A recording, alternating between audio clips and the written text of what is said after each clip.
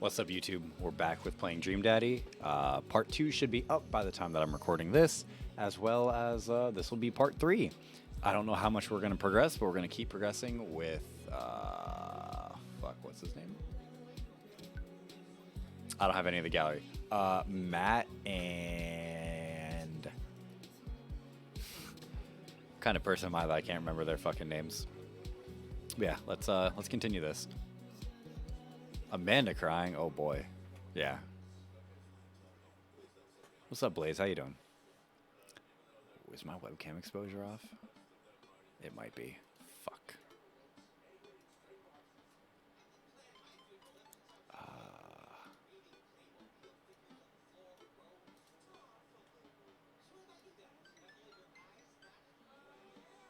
There we go.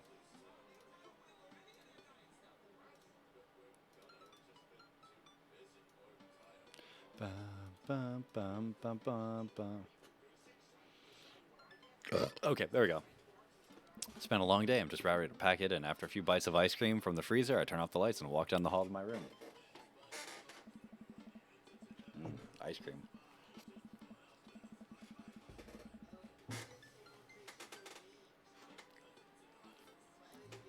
I wonder if Amanda's still awake. That kid needs some sleep. Past room, I can hear a faint sound. Can't quite make it out, but I get in a little closer. Is she crying? I knock gently on her door. Hey, Amanda. The crying immediately stops. Not right now. Uh-oh. Her voice sounds strained. She sniffles. Netflix shows are on Disney Plus? Yeah, baby. I mean, I've never really been too interested in the Netflix shows, so... I need to make sure she's okay. I open the door. Oh, wow. I just realized that my stuff's a little bit scuffed.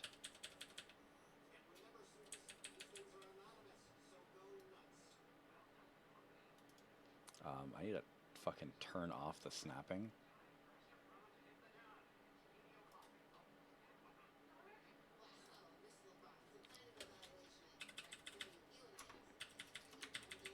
Why is it not allowing me to turn off snapping?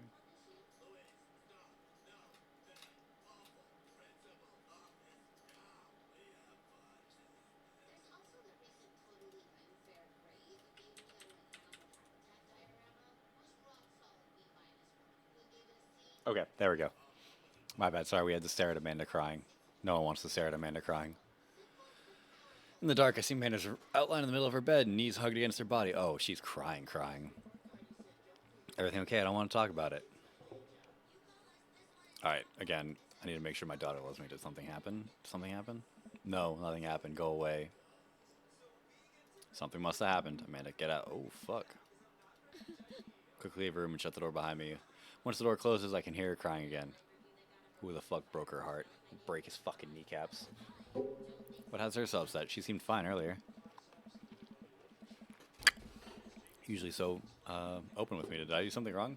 Is she mad at me? I guess she wasn't before. She definitely is now. Can't remember the last time she snapped at me like that. I have a hard time falling asleep, but when I finally do, I'm still thinking about Amanda. After a long night of very little sleep, I roll out of bed and make myself a pot of coffee. Amanda should have been up for school soon. Maybe she'd be willing to talk about whatever's bothering her. Probably not. Ugh. About 10 minutes before she's supposed to leave, Amanda comes out of her room and makes a beeline for the freezer. Morning, Amanda. Morning. She drops a frozen waffle into the toaster and slams the freezer door. She won't look at me. Yikes. So, anything big going on at school today? No. Okay. Do you need a ride to school? No. Want some coffee? Amanda pulls the toaster level up and takes her still freezer burned waffle out before it's finished cooking. I have to go. Oh, fuck. Amanda picks up her bag and storms out. That bitch did not just slam the fucking door. Oh. Okay. I haven't seen her act like this in a long time. It's usually short-lived, but it always hurts. Down, cat. Not right now. You've been clawing me up all day. Oh, excuse me. Hopefully this blows over and things are back to normal soon. I sit back in the kitchen table and take a picture of Amanda hanging out on the wall. I'm in it. I'm teaching her to ride a bike. Her face is a mixture of excitement and pure, unadulterated fear. Remember how determined she was. Every time she would fall off and scrape her knees, she would get up and try it again. Finally, I had to stop her because she was bleeding everywhere. Then she started to cry because she didn't think she needed bandages and wanted to keep trying. It sounds like Avicine. She was riding a skateboard today. As I put the bike away, she just stood in the middle of the street and screamed. Then I took it for ice cream and it was like nothing even happened. After giving it a bit of thought, I decided that if I force her to talk about it, I'm only going to make things worse, but I have an idea. I start rummaging around for ingredients. Oh, what am I making? I hear Amanda walk in the door. Instead of heading for the kitchen like she usually does, she makes a beeline for her room. She's clearly trying to avoid me. Hey, pumpkin? What? Can you come here for a sec? There's a moment of silence. Yeah. I want to say sorry about last night.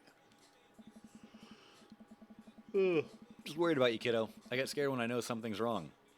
And I get even more scared when I feel like I can't do anything about it. Fucking same. Dad, So just, whatever it is, and you don't have to tell me if you don't want to, but whatever it is, just know that you have a dad in your corner who wants you to be happy. Honey, you know I'm bad with words, so I was hoping I could speak a language we both understand. I pull a cake out of the refrigerator and place it on the table. Hopefully the frosting is set by now. Ta-da. Dad. Sorry you're sad, but I support you 100%. Oh my fucking god. It's a shitty made cake. Yeah. It took me a really long time because I ran out of red frosting somewhere around set and had to start over, and this is beautiful. It's strawberry. Amanda gives me a big ol' hug. I grab some plates and forks and serve us up some delicious cake. So, it's really stupid. What is? The whole thing. I know I've been really weird lately, and there's just, I don't even know how to explain it. I feel like I have to, fucking yawning. I feel like I might have to make you a chart. I'm listening. Do you want me to take notes? I guess I should start from the top. So, you know how Emma R is going to that fancy art school in California, right? Oh boy. Emma R.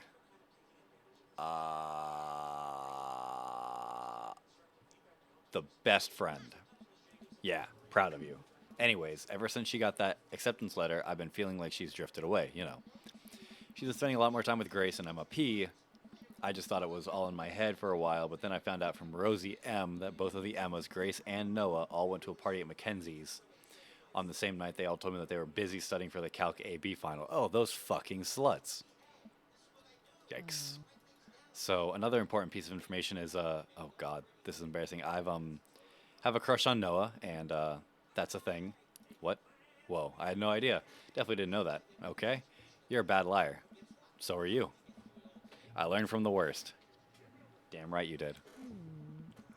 Only person I told about the crush was Emma R, and she promised not to tell anyone, but I didn't confront them about the party thing because I didn't want them to start drama, so I kept quiet.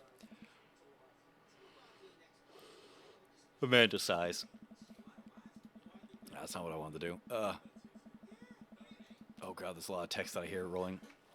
One day, I invited everybody out to get nachos at the mall, and after not texting me back for like 2 hours, even though none of them ever put their phones down for more than 60 seconds, they all said they're busy, like, simultaneously.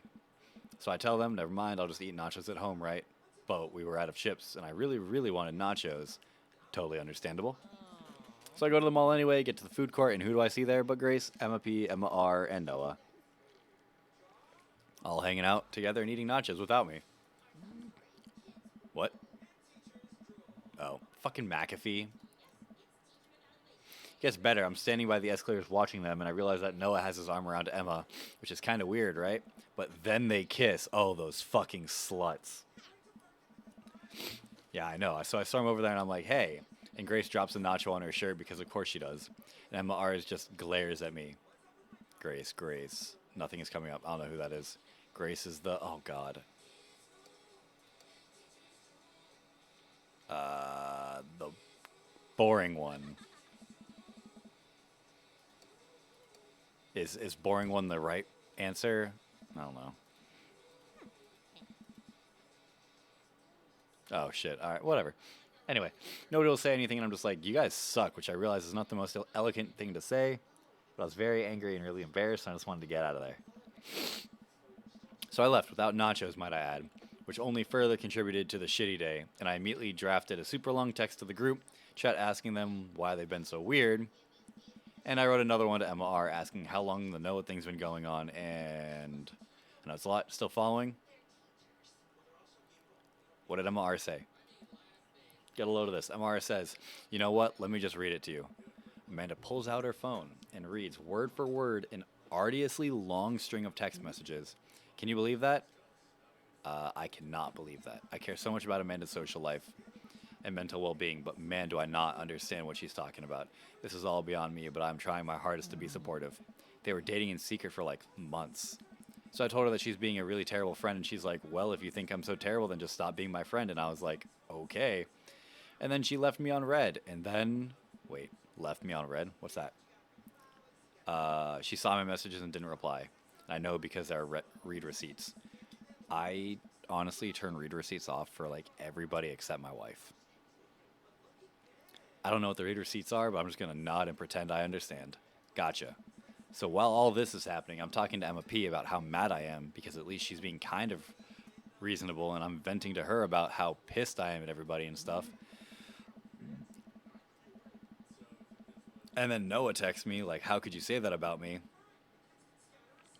And I'm like, say what about you? And he tells me that Emma P sent screenshots of everything I told her in the group chat, and that I got kicked out of. I don't know if I turned off read receipts for you, John. I know I turn them off for most people. All right, I think you lost me at screenshots, but that definitely sounds bad. There's so much more, but honestly, it's all just really stupid teenager stuff. The bottom line is that everybody dropped me, half of my grade hates me, and now I have no friends. Hey, you're about to go to college. You don't need high school friends. Amanda, I'm so sorry. I almost expected it from everybody else, but Emma R has been there since Mom died. Oh, fuck. I can't believe she would just stab me in the back like that. I'm not even mad about that she's dating Noah. Nating Noah. I'm just upset that she lied to me about it for so long. Amanda stabs at the remnants of her cake. I mean, shit, I get that. I would stab at the remnants of my cake, too. Okay, I take it back. I'm kind of mad she's dating Noah. Like, what did I do wrong? Why did everyone just suddenly decide I'm not cool anymore? Why wasn't I enough? I don't understand. Like, it happens, okay? It's not you. I need to put this ice cream in the freezer.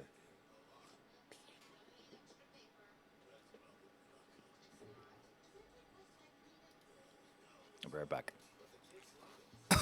Okay, I'm back. And as mad as I am at everybody, like, I miss him, Dad. Amanda looks so dejected, I can't take it. What can I possibly say to help? Anyways, that's it. That's the whole sordid tale. Thanks for listening. Tune in next week for more hot gossip. Wow. I know, it's pretty dumb. It's not dumb. No, it's a stupid thing to be upset over. Amanda, your feelings are real. Don't ever be mad at yourself for having feelings. I guess. Unless you've secretly been a robot who's been approximating human feelings this whole time. Dad, if I was a robot, I would have transformed into a monster truck a long time ago. But seriously, I know you probably don't want advice, but I feel like it's my duty as a dad to bestow upon you a few nuggets of fatherly wisdom. High school sucks. Honey, high school sucks. You make friends with people just because they're there when you're still living in your hometown. There's a pretty small pool of people to choose from. But once you go to college and once you get out into the real world, you're going to be exposed to all sorts of people, and it's going to be easier to make friends with people who really get you. Some of those friendships can last a lifetime. I mean, look at me and Craig. And some of them only last a little while, and that's okay too. You're going to make so many awesome new friends at art school. Ultimately, I think it says way more about their character than it does about yours, because you're amazing, and if they can't see that, well, that's their problem. I'll keep that in mind. I look down at the table. Did we just eat the whole cake? Yes, we did eat the whole cake. Well, good talk. Amanda gets up, goes to the room. Before she closes the door, she turns around. Hey, Pops. Yes? Thank you. Aw. You're always welcome. I love you, Amanda.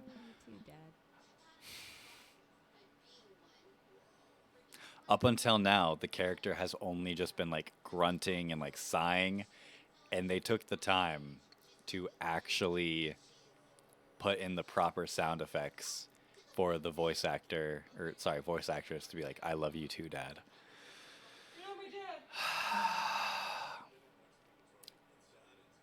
That was so heartwarming just then, by the way.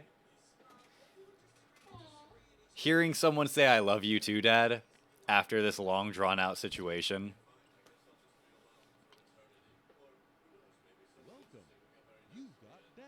I've got dads. I need to hold my son's hand. Hold on. Craig messaged me. Hello, Amanda's dad. Oh, God. It's me, your friend Craig, who loves sports. I have nice and smart children who are good at computers. Aw, man, good to hear you from you, buddy. Ah, it's our kid. What's up? I'm still strong. Sorry, Storng. Strong. I am strong. Ha, don't I know it. Say, I've been reading up about whey protein. You use all that. I figured it'd help me develop a bit more muscle. Yes, I know what that is. My children are having a tea party and they wanted to invite Amanda, but we can't find her on here. You're also invited. Physical invitation to follow. Cool, I'd love to come. I'll let Amanda know. Thank you, Amanda's dad. Yeah, I'll attend that tea party. That's cute as shit. Why does my camera still look fucking off?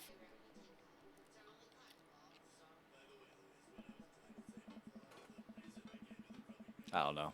Coffee time. Don't you know dads love coffee? Gonna brew myself up some black as midnight on a moonless night. Put on a fresh pot and work on a few word jumbles while I wait for it to brew. Hey, this one spells sorrow. Dad, ready for today? I'm ready for every day. Gonna tackle it head on. No, are you ready for the thing that we're gonna do today? The thing that you promised you'd do? What?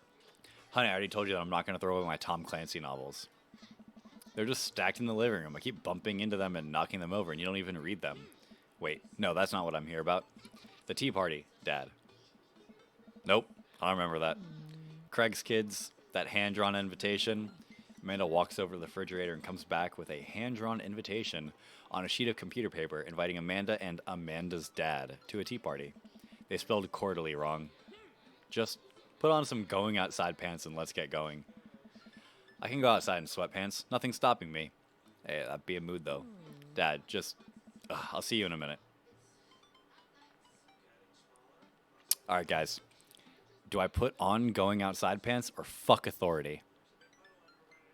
I need an answer. I'll give you guys like a minute. I for sure thought you were gonna say something way different. What? Like fucking pajama pants or fuck pants. I mean... Like, well... It says put on going outside pants or fuck authority. Alright, that's one for... Fuck me pants? Yeah, my fuck me pants. Yeah, so that's Yeah, one. fuck me pants. One for fuck authority.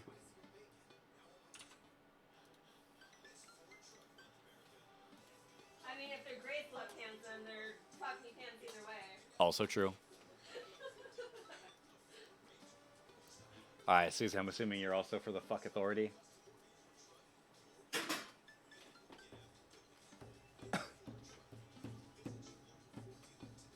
I mean, I would reference Rage Against the Machine, but they fucking sold out like a motherfucker, and their concert tickets aren't even worth shit anyway. But, you know, yeah, sure. Alright, so we've got 2 for fuck authority. Alright, guys, you got 30 more seconds. I'm gonna do a save. Gray sweatpants won't work for me. Small PPK. It's alright, John. We forgive you. Alright. Fuck authority. What happens when I walk out? What did I say about the pants? I'm a rebel, sweetie. Whatever. I'm sure it'll be fine. If it get... Whoa. They said twins, and I wasn't expecting twins to, like, appear like that. Hello, thank you for coming to our tea party. Briar. I do my best bow and present my daughter, who thanks them with a curtsy. At least Amanda knows how the fuck to curtsy. Briar and Hazel.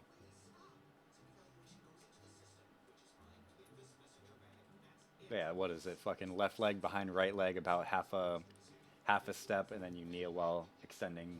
It depends. There's different for male and female and formal and... I mean, men usually, as far as I remember, men don't curtsy. That's when they do the bow. It's the same movement as the curtsy and the bow. Is it foot in front? I always thought it was foot behind. Either. Okay. My bad. This way, please. Briar and Hazel lead us to a small table with tiny chairs. Some are occupied by stuffed animals, and Matt and his daughter Carmen Theta are here too. Yay, Matt's here. Matt races a comically small plastic teacup at me. Hey, dude.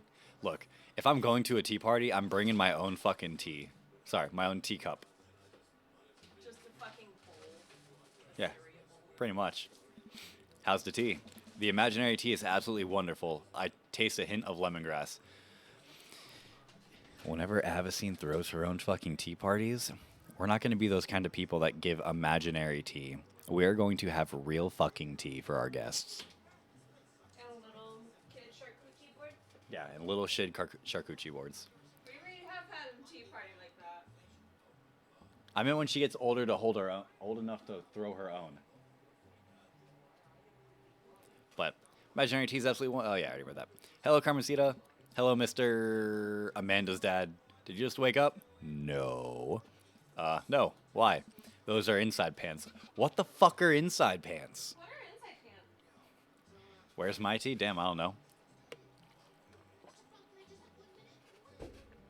I'm drinking tea. Amanda laughs. Please have a seat. I sit down between Amanda and Matt. I don't think I'm going to be able to get out of this chair. Hi, everyone. Daisy.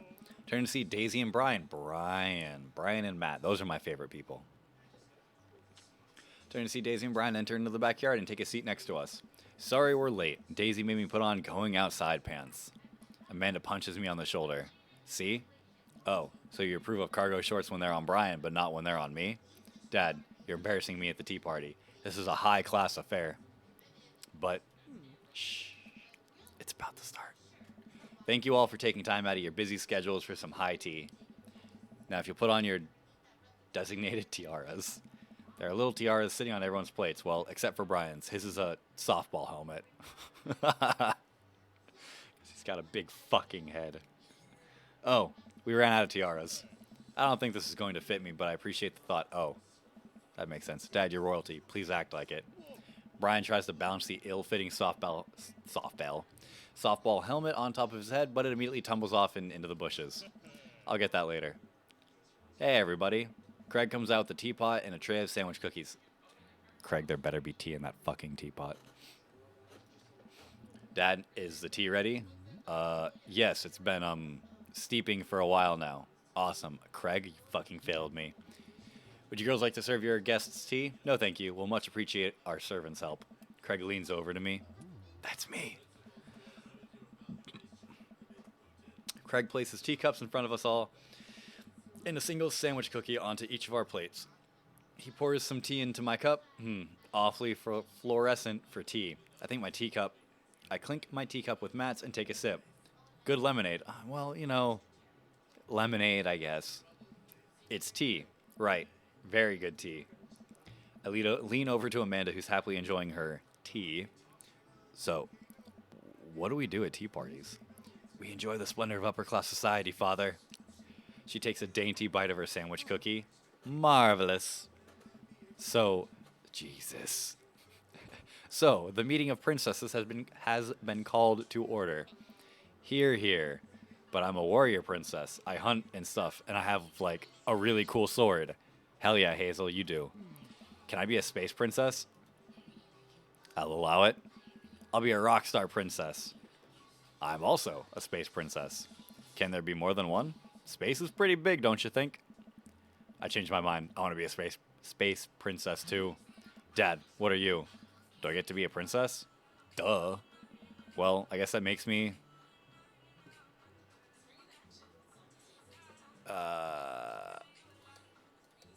hacker princess. I surf the information superhighway on my cyber deck, hacking into mainframes and unleashing havoc on the megacorps of the dystopian Neo-Metropolis. I also rollerblade everywhere. I think I'll be landscaper and general contracting princess. Brian, you fucking nerd. Barista princess, reporting for duty. Hey everybody, CrossFit princess here. Oh my god. Not now, servant. If it weren't for the princess uprising, it would be you serving me.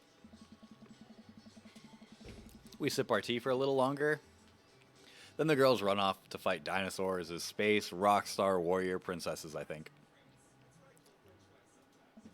They grow up so fast. It was like yesterday that I was helping Amanda throw her own tea parties. Did she make you a servant too? You betcha. Carmencita made me actually brew tea for hers. Pitfalls of owning a coffee shop. Pitfall? Your custom blends are amazing. That hibiscus one you gave me a while back was choice. Choice. Yeah? Hibiscus?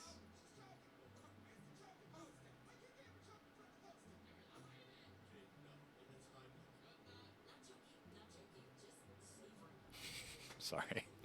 Give her the hymen. Gene, it's Heimlich. It's really nice the girls are getting along. Yeah, I'm really glad we moved into this community. We are too. Amanda's been kind of a role model to them, you know? I haven't even realized. And I don't know if Amanda does either. But I guess they're right. All the girls in the neighborhood look up to her. She seems to go out of her way to play with them. I'm so proud of her. You better not proud dad cry at this tea party, Giblix. I brought extra word jumbles if anyone wants to kill some time while the girls play. The day rolls on and the girls all get tuckered out. Amanda spends the whole day playing with them and taking their pictures, promising that she'll send the best ones later. We all clean up and help put away the tea sets and tables, then head out as Daisy and Carmencita fall asleep on their dad's shoulders. That's a feeling though. No, I said no. You've been clawing me all day today. No cats. Take care, guys. Briar and Hazel, thanks for coming. Bye, Hacker Princess. Yes! You want dinner? Nah, I filled up on cookies. Of course you did. Me too. I'm tired. Dude, same. Playing with a bunch of little kids who all simultaneously want your attention and approval is surprisingly exhausting. But in a good way, but also in a kind of scary way. How so? I feel like I gotta be on my best behavior for them. I don't want to let them down. Is this because you still feel bad about dropping the F-bomb in front of your cousin that one time? Yo, fuck that cousin. I corrupted her, Dad. She secondhand smokes now. Well, those kids really look up to you. I'm glad they have you as a role model. Shucks, Pops. I ruffle Amanda's hair. Shawuk. First is the worst, second is the best, third is the one with the hairiest chest. Alright, Matt, you got anything? Nope, conversation ended? Okay. Let's see. We're at 2 hearts with Matt. Are we at 2 hearts with Brian? No. I mean, I guess we should message Brian, right? Yeah. Dad, tip number 20. Keep your word.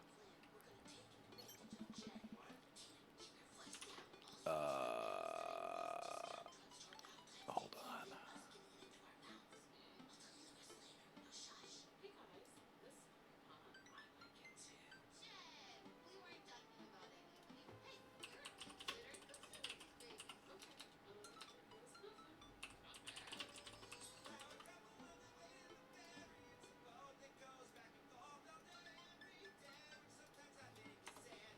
Bum, bum, bum. Oh, I have a message from Brian. Hey, Daisy and I are going fishing tomorrow. You in or out? Oh no, I've been dreading this day. I accidentally boasted about my abilities as a fisherman to Brian. Now he's challenging me to another dad off. I've been doing my fishing research online, but I'm nowhere close to being an expert. Still, though, I have to accept. Yeah, he's gonna dad me off. I type back to Brian. Sounds great, man. Super excited to catch all those fish, and my lawn could use another good mowing. Oh god, that'll show him. Brian responds back, letting me know that tomorrow he'll pick us up. He'll pick us up at an hour I had previously forgotten existed. Man, this is gonna be a rough start. Amanda comes into the room from the kitchen, eating a cheese stick by biting it off piece by piece like some kind of monster. I get it, Amanda. It'd be like that. I didn't raise you like that. What? It's called string cheese, not chompy cheese, for a reason. First of all, they're cheese sticks. Did you just call me in here to criticize my controversial string cheese eating technique or what? No, Amanda. We have to go fishing tomorrow. Well, you have to go fishing. I get to play with Brian's dog. How did I become a master of fishing overnight? You went fishing in the Girl Scouts, didn't you? Nope. My stint in the Scouts was brief and purely transactional. Though I could get free cookies, but I didn't know that I had to, like, be outside and tie knots and stuff. Yo, helicopter, shut the fuck up. Tie knots and stuff. But I have to beat Brian. Dad, let me tell you a story. Do you remember the last summer how I applied for a job at that coffee shop across town? Give me a refresher. During the interview, they asked if I knew how to work an espresso machine. And I really wanted the job, so I lied and said yes. Wow, sounds like you're on an army base? Yeah, I know, right? Weird. On that first morning, there was a line out the door, and with half an hour, I severely burned my hand, and they told me to go home and never come back. I still have the scar from that. Of course I remember. What does that have to do with fishing? The burn is a metaphor, Dad. I don't get it. You can lead a horse to water. What do horses have to do with fish and burns? Dad, please. I don't get your obsession with competing against Brian. You wouldn't understand. It's a dad thing. Please try explaining it to me. Okay, he just thinks that he's so much better than me, and he purposefully reminds me of that whenever he can. It's like he has to one-up me, and I have to beat him at his own game. Is that what you think is happening here? No, Amanda. Okay. I know that's what's happening. Oh, I'm just ripping up tape from underneath my desk. Whoopsies. All right, Pops, we should both get some sleep. See you in the morning. Night, Panda. Panda. I brush my teeth and throw on some pajamas, climb into bed, set my alarm, and close my eyes. Okay, sleep. I'm wide awake. I can't help but to think about the last time I went fishing, hoping that there is something I can glean from it to give me an edge over Brian. I was about 9 years old. My dad woke me up one morning and told me to get dressed and meet him downstairs. It was still dark out. I had no idea what was going on. Before I knew it, we were both alone on a freezing cold lake. I had to sit there for hours while I got hot and muggy, and the air thick with bugs. I picked at mosquito bites while my dad sat in stony silence, fishing pole in one hand and beer in the other. We didn't catch anything. On the long drive home, my father bought me a pack of cigarettes, and I didn't say a thing. That didn't help, and I think I have some repressed sadness. All right. As soon as Lee starts stirring, we'll give him some food. But he seems to be asleep right now. I'm working on it. Hell yeah. I have some repressed sadness about my father. I'll deal with that later. I'm sitting on a boat in the middle of a body of water. I can't see any land, but I know it's a lake. The water is placid and still. I'm holding a fishing pole. I don't understand why, but it feels like my life depends on catching fish right now. I cast my lure into the water and wait, and wait, and wait. My whole being is filled with hopelessness, but I watch the line disappear into the depths below. You used the wrong lure. What? I look up and see my father, just to see, oh God, a flashback about my dad? Fuck. I look up and see my father, just as he looked at me that one cold morning, disapproving. I'm panicking now. I pull the lure up and try to grab a different one, but all the lures in my tackle box are the exact same. I look up to my father for guidance, but he's gone. I try casting again, but I can't hold my footing. My boat tips over and I fall into the water, sinking further and further. I see the multitudes of fish that had been lying just below the surface, all swimming around as if to taunt me. One fish swims up to me. He has Brian's eyes. You gotta use neutral buoyancy lure if you're trying to catch a trout, buddy.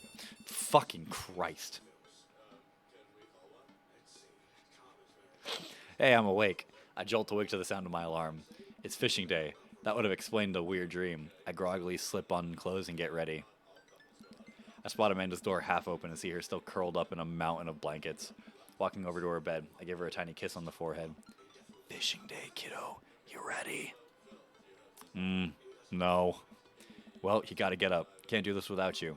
Also, stop sleeping in your clothes. Amanda pulls her comforter over her head. Never. Amanda. I'll get up in a minute.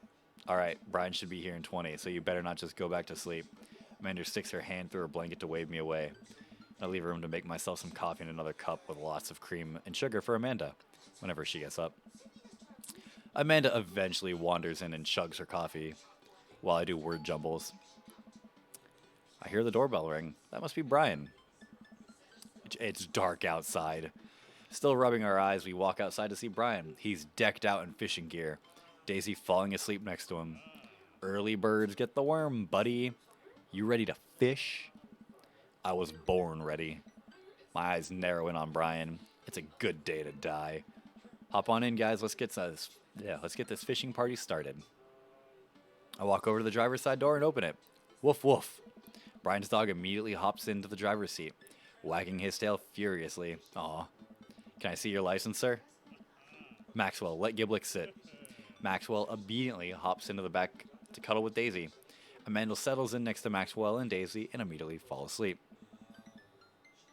You ready for an adventure? I'm ready for glory. Do you fish for as casual or for glory?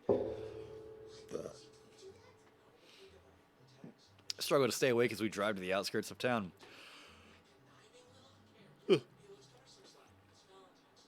Country music plays quietly from the radio as I watch trees pass by. So where exactly are we headed? It's about an hour north of here. Little spot I've been going to since I was a kid. My dad used to take me there all the time. I don't think anyone else knows about it. I brought everything we need so that we can catch some trout, have a nice little fire, and enjoy the nature. My fishing pole is in the shop, getting it tuned up. Do you maybe have an extra I could borrow? But of course, it's probably not as nice as it sounds like yours is, though. Right, yeah, sugar. Sugar. I am digging a hole here. I stare out at the forest. Correct your posture. Yeah. I stare out at the forest lining the highway. The sun is just barely over the horizon, scattering dusky pink light through the trees. For a split second, I spot a deer grazing on the side of the road before it leaps back into a bush. After a nice quiet drive, Brian eventually tells me to pull off from the highway and onto a dirt road. The car bumps along until we reach the clearing that opens up to a magnificent lake. Well, here we are.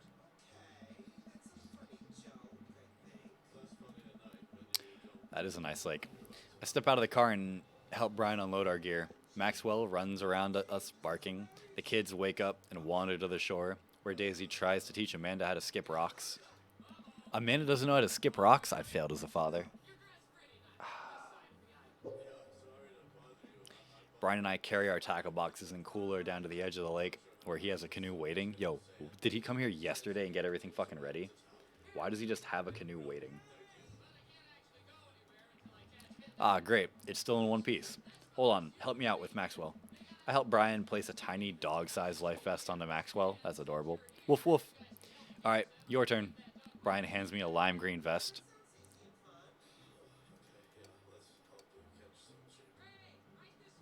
Maybe if I fall in, you'll save me? If I fall in, I'm counting on you to rescue me. Suit yourself. All right, that was the right choice. It was either that, like, no thanks, I can swim, or if I fall in, you're going to rescue me. Brian turns to Amanda and Daisy, who are still skipping rocks. You kids want to fish? I'm good with just throwing rocks into water. Amanda hurls a rock into the pond with gusto. Yeah, take that, water.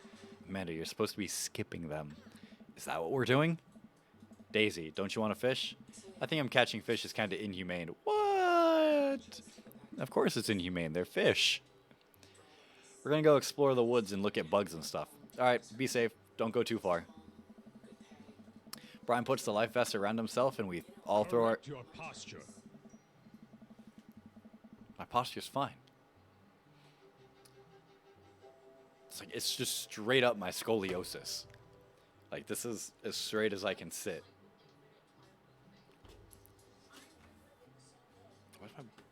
Why is my keyboard wet? Maxwell happily jumps in and takes his place looking out over the front of the boat. Did it for the meme. I get into the canoe, and Brian shoves off. We paddle together and get ourselves in the middle of the lake. All right, Brian, now I can fucking kill you and no one will know. Most freshwater fish usually feed at dusk and dawn, which is why I had to get you up so early. Yeah, I know. That's pretty common fisherman knowledge, after all. Fisherman knowledge that I am knowledgeable about. Still a gambling man? You know it. Let's see who can catch more fish. You can catch more than one? Sounds easy enough to me. What's on the line? Besides all the fish I'm going to catch, obviously. I was thinking something more a little high stakes than mowing the lawn. Custody of our children? More than that. Let's say if I win, I get your weed whacker. Oh no, my weed whacker. The Whackmaster 2000?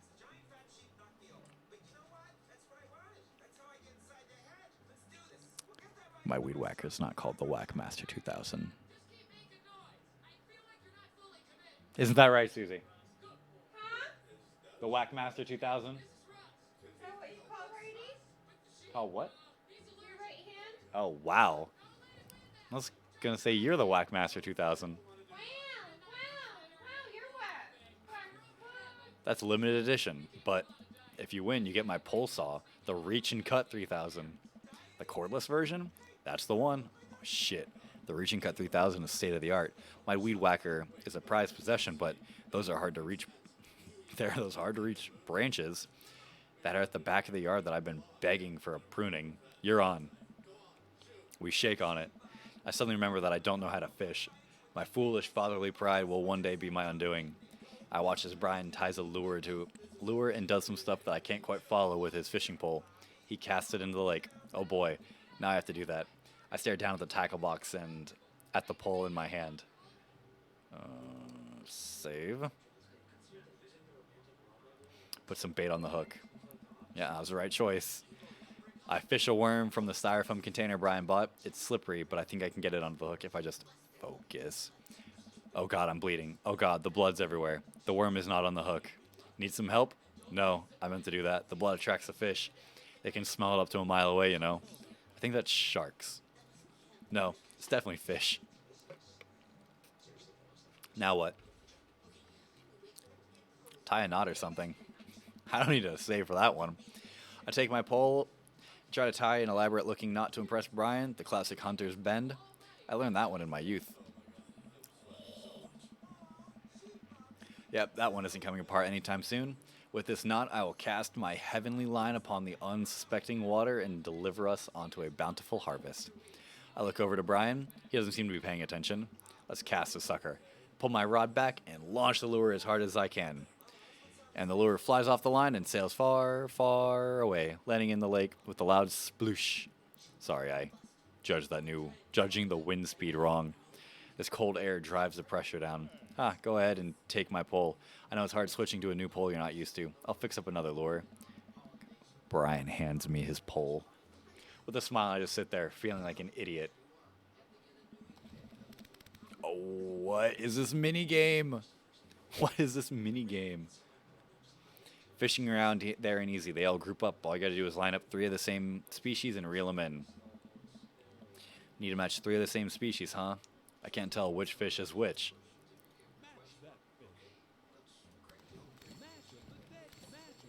Oh, fuck. Alright.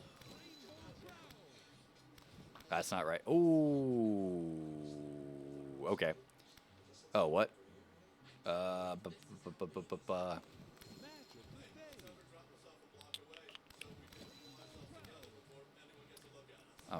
I'm trying so hard.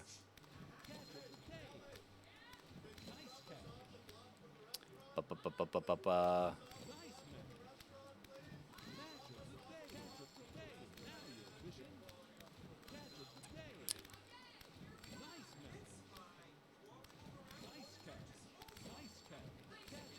my god. Everything is shaking so violently.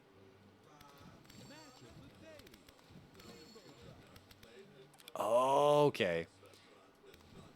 Oh, like salmon, stream up spawn. Okay. I didn't want to do that. It's like weird Candy Crush, but with fish. Yeah. I'm drawing a blank. I can't find any more fish. There they go.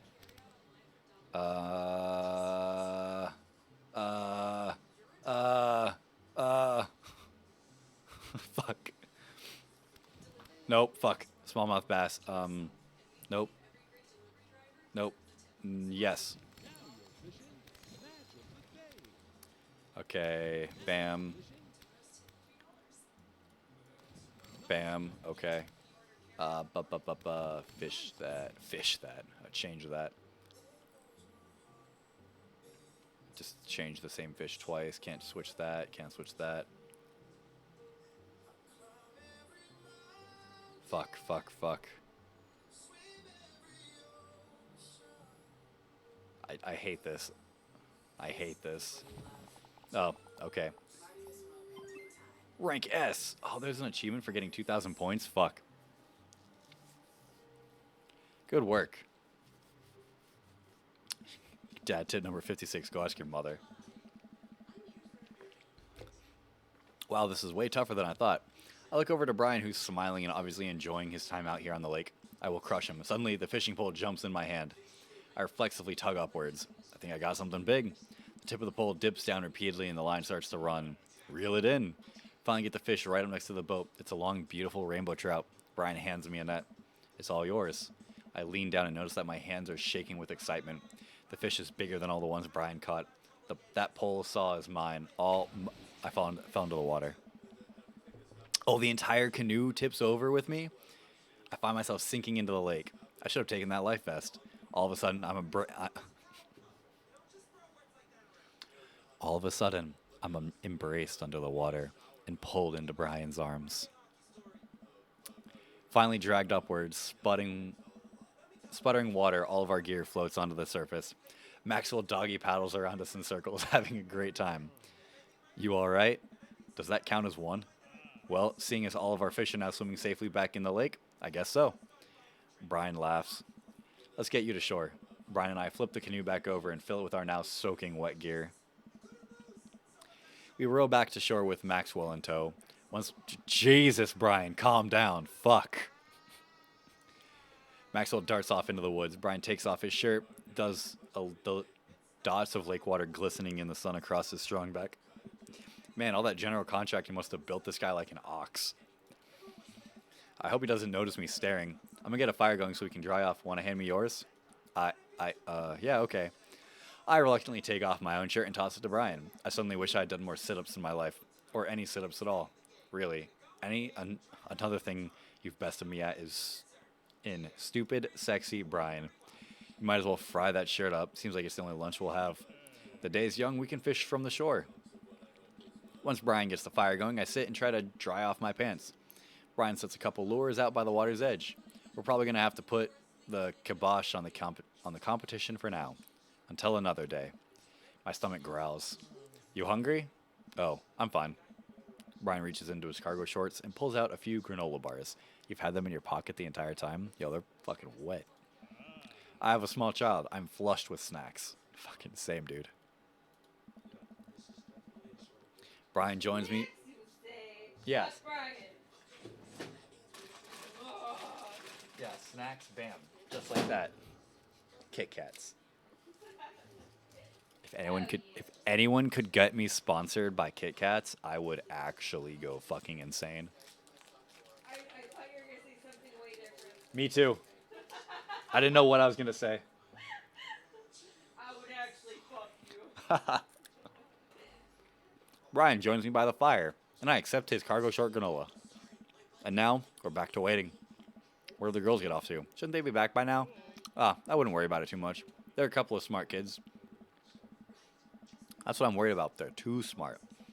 Probably establish a small rural government by this point and install themselves as leaders. Take a look around at the sun crusting the tree line, casting the entire lake in warm golden glow. The forest seems to be coming alive now. Birds chirp in the distance. Wow, nature's beautiful. A mosquito bites me. I slap my neck and curse. Nature sucks. Here you go, bud. Brian hands me a bottle of bug spray. I begrudgingly take it and douse myself. Ugh, I've always hated how this stuff smells. Really? I've always kind of liked it. Reminds me of being outside. Maybe you and I have different sentiments on the outdoors. Maxwell comes bounding up to me, a huge stick in his mouth. He drops it at my feet and looks at me expectingly.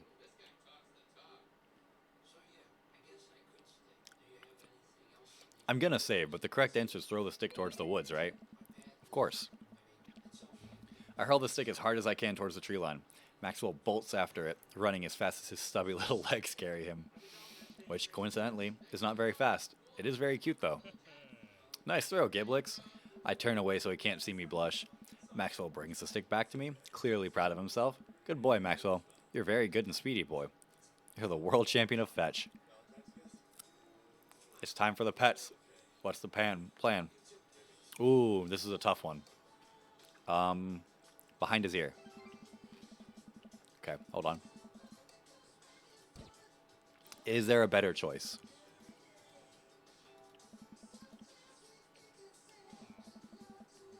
Nope, not that one.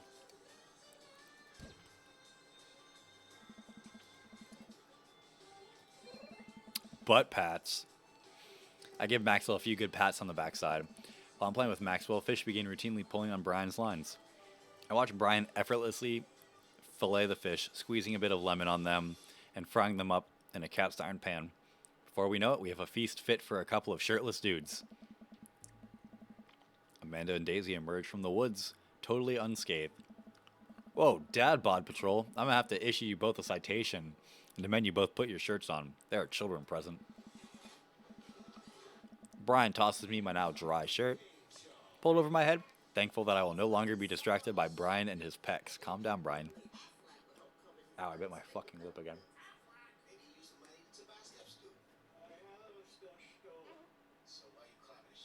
Yeah, you're finally waking up, bud? Me and the boys at 2 a.m. looking for beans. Yeah, where have you guys been? 2 a.m. looking for beans? Studying etymology. There we go. Etymology. What? Playing with bugs. As expected, you guys be more covered in, like, mud and stuff. Daisy looks offended. What do you take me for? A child? Amanda puts a hand on Daisy's shoulder. Right. We take a seat around the fire, and Brian serves us all generous piles of fish on paper plates. It's absolutely delicious. Why does he have to be good at everything? Fish taste okay? Daisy and Amanda both nod. I don't burp at all during the day, but as soon as I start streaming, I'm burping constantly. Yeah, it's Bob's Burgers. Hell yeah. Daisy and Amanda both nod furiously, mouthful of fish. It's incredible. I've never had fish this good. Yeah, it's great. Old Harding family recipe. Why are your pants wet? Well, Amanda, we were out there on the lake, and then I accidentally tipped over that boat. Don't worry, all the gear floated to the surface, so we didn't lose anything. Right, Giblix? Yeah, that's exactly what happened. I can't believe he just covered for me. Oh gosh. He even out-humbles me. He's trying to beat me at everything, including my word-famous sense of humility. World-famous, not word-famous. We finish our fish and end up playing catch with Maxwell for a little while before we decide to head out. After cleaning up the camp, we pack up the station wagon and let Maxwell into the back seat. The poor pup falls asleep in the cuddle puddle with Amanda and Daisy. They've had a long day. Been an ordeal today, bud. Let me drive you guys home. I want to prove that I'm the most awake dad on the block, but yeah, I'm beat. I mean, yeah, of course you'll be back, John. It's fine. Don't worry about it. Fine. As we drive away, I take one last look at the lake disappearing behind us and smile. I rest my head against the window, and the low rumble of the dirt road beneath us lulls me into a peaceful sleep. Alright, if you've ever done that, like, put your head against the window while you're on a fucking bumpy road, that is not a good fucking feeling, because the entire car is fucking bumping, and you're just fucking smashing your head into the fucking window. What? Hey, sleepyhead. I opened my eyes and realized that I dozed off in the car. I self-consciously wipe a bit of drool off my chin. Yeah, I do that all the time. Oh, hey, I was resting my eyes. Just in case we suddenly have to jump into any sort of conflict, so I'm super awake for it. And ready to fight. With my strong arms. It's all good, you earned some rest, buddy. Thanks for coming out with us today. I had a lot of fun with you. Thanks for inviting us. I also had fun, actually. Glad to hear it. Take it easy, yeah? You too. Take it the easiest. Brian chuckles to himself as he unloads the car.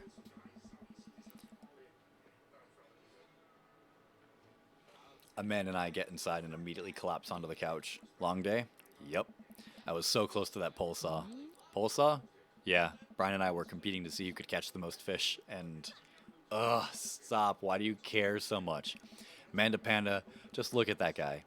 At the guy. He so obviously got my number, and he's rubbing my face in it. Dad, I love you. But you're kind of dumb sometimes. Dumb? Or clearly the superior dad. You know what? I don't have any of the energy required to properly unpack your weird fixation with asserting your masculinity. I'm going to bed. Night. It's not even asserting your masculinity. It's asserting that I'm the better dad. Amanda slides off the couch and face down onto the floor. I am a tired slug. Amanda, that floor is disgusting. I don't care. Well, night, honey. Night, Pops. Sleeping on the couch. First is the worst, second is the best, third is the one with the hairy chest. I didn't get any bear hugs. What? S rank. What an amazing date. Soft boy. Oh, is he a soft boy? If the police are driving behind you, don't give them probable cause to pull you over. It's a beautiful night and the air smells so fresh, so I decided to take the long way home. A casual stroll through the neighborhood, taking in the sights and sounds of suburban city, with a low crime rate and wide, walkable sidewalks at night. Oh god, not Jim and Kim's. As I approach the bar, I can hear patrons inside cheering. Oh, I bet the game is on. I wonder if my team's playing tonight. A drop of water hits my head, and now it's a lot of drops of water. It's pouring rain. Maybe I should walk this out and wait this out inside. I order a beer from the bar and settle in. Turns out that my team isn't playing tonight. Oh, we order a beer? Okay.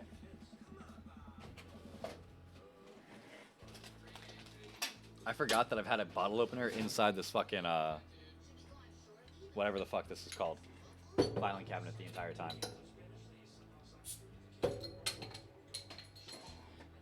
Alright, there we go. I order a beer from the bar and settle in. It turns out my team isn't playing tonight.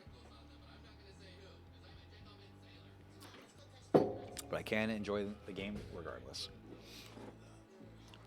The bar is usually crowded, and the feeling of camaraderie over a shared love for the game makes me smile. Sports are nice. Oh no, this bitch. It's that one stuck-up dude's fucking wife again. Protect your penis. Yeah, really.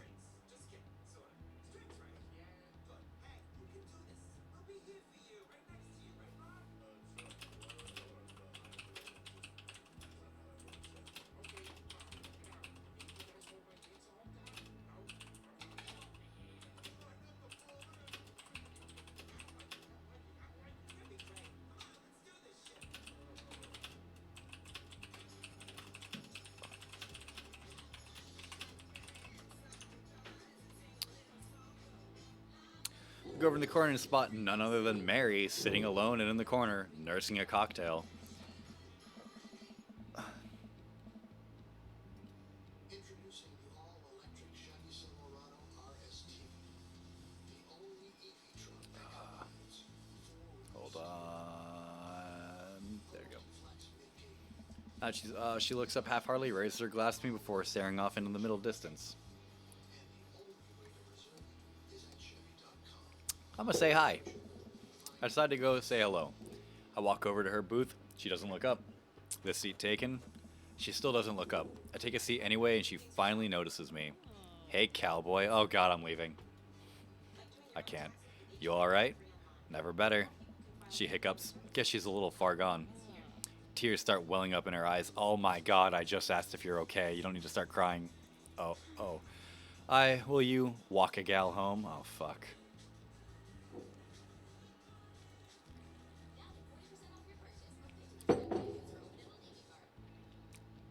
I mean, it's raining.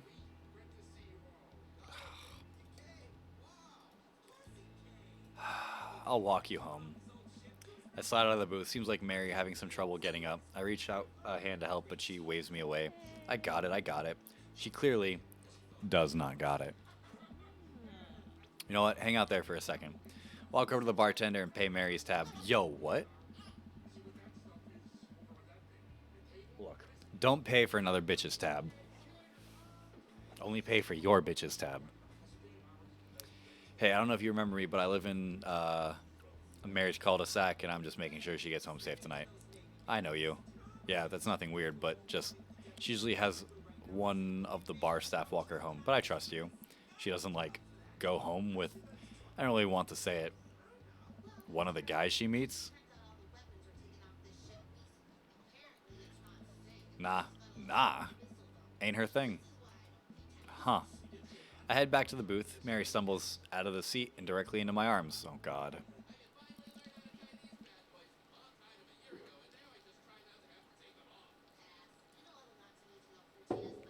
It's still raining a little bit. Take off my coat and hold it over Mary's head. Such a gentleman. Let's get you home. Mary and I walk in silence up the street toward the cul-de-sac. I have no idea what to say to her. or fear she might hit on me or not. What did the bartender mean by ain't her thing? Sorry, you have to see me like this. I'm usually not. I know Joseph doesn't like it when I just sorry. It's all right. I'm sorry if I'm ever mean to you. It's all right. No, it's not. I know it's not. I'm having a really forget it. Oh God. As we get to the cul-de-sac, I can feel Mary starting to slow down. By the time we arrive at the doorstep, she pulls away from me. Wait, can we just hold on? What's wrong? How about another drink? Old time's sake? Come on, Mary. It's bedtime.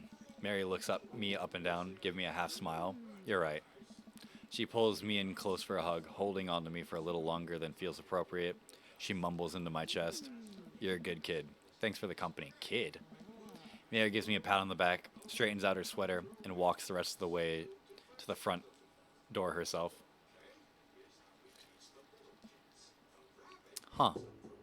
Yeah, fucking weird, right? Oh, fuck. Juniper Berries, appreciate the follow. My bad. I was blind as fuck. Did not see that you followed. I also had Discord open in front of it, and that probably wasn't the best idea. Craig sending me a message. Hey, dude, I've got the runs. Damn, that sucks. Oh, I've got just the thing. Head to the store and grab your real chunky milkshake, cherry licorice, and a book of word jumbles that I find helpful in strenuous times of this. What? Wouldn't that make it worse? Oh, it's not for the diarrhea. Milkshakes are just comforting. Wait, why are we talking about this? By I've got the runs, I mean like that I feel like running. Want to come to the gym with me? No. Why do I feel less excited about that than getting you home remedies for diarrhea? Come on, man, it'll be fun. You know what? Sure. When are we doing this? There's 30 more minutes left in this Meat Hell marathon.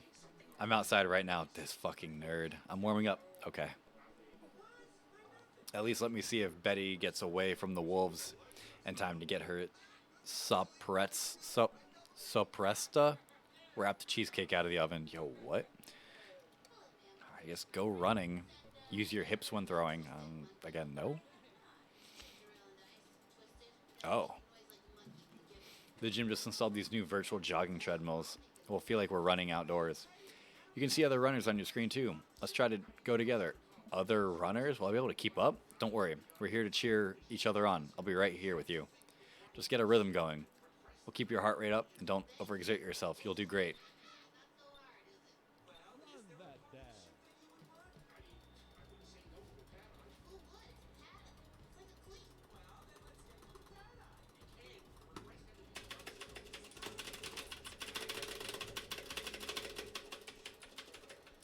It's literally just a fucking tapping game.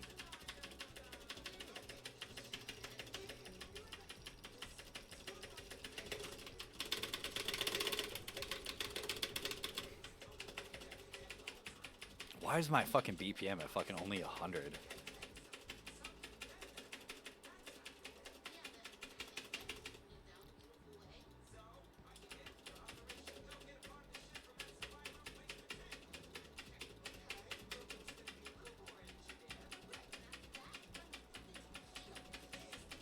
Like,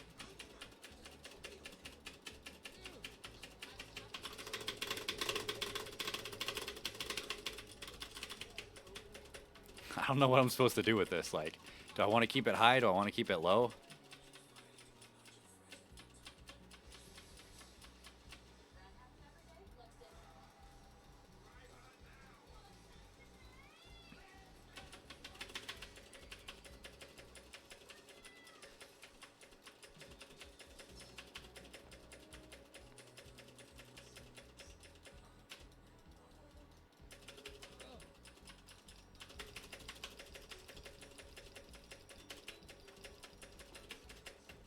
I again don't know like where the fucking trick is.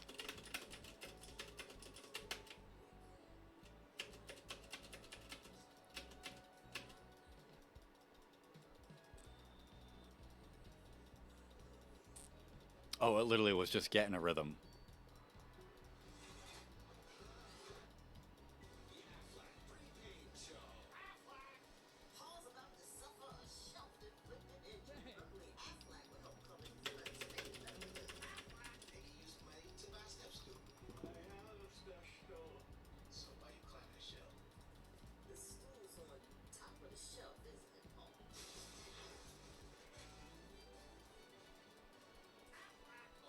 Damn. If only I was this good at running. Oh, wait.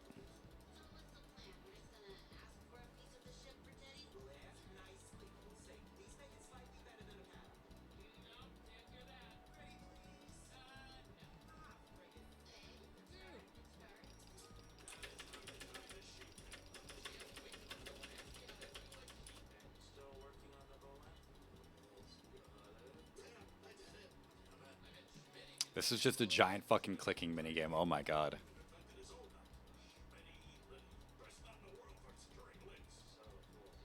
Get the fuck out of the way, Ali. I guess it doesn't actually. Yeah, it does. Okay. Nope. Yeah. Yeah, it's just clicking. It's a fucking running minigame. Oh my god. Ah. S plus plus. Holy fuck. Ow. My god. Ah, no more clicking. No more clicking. God damn it. More clicking. All right, Matt, here we go. Date number 3. Oh. You're not my dad. Okay, so I guess this is where things get serious. Do I get serious with Matt or do I date other dads? I'm gonna date. I'm gonna get serious with. I'm gonna get serious with Matt. Actually, hold on. Let me do a save.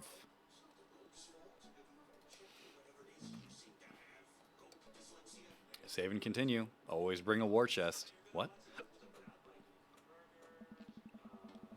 Matt and I spent a lot of time together lately. After we went record shopping for the first time, it sort of became a weekly tradition for us to scope out Vinyl Fantasy VII for new releases. On quieter days, I'll go to the Coffee Spoon just to hang out with him. He's been trying to get me to branch out from my usual black coffee to try new drinks. They're always delicious. Since I've been spending so much time with Matt, Carmencita and Amanda have become really close friends. Amanda's taken Carmencita under her wing, teaching her about photography, helping her with homework, and introducing her to music that's just not boy bands.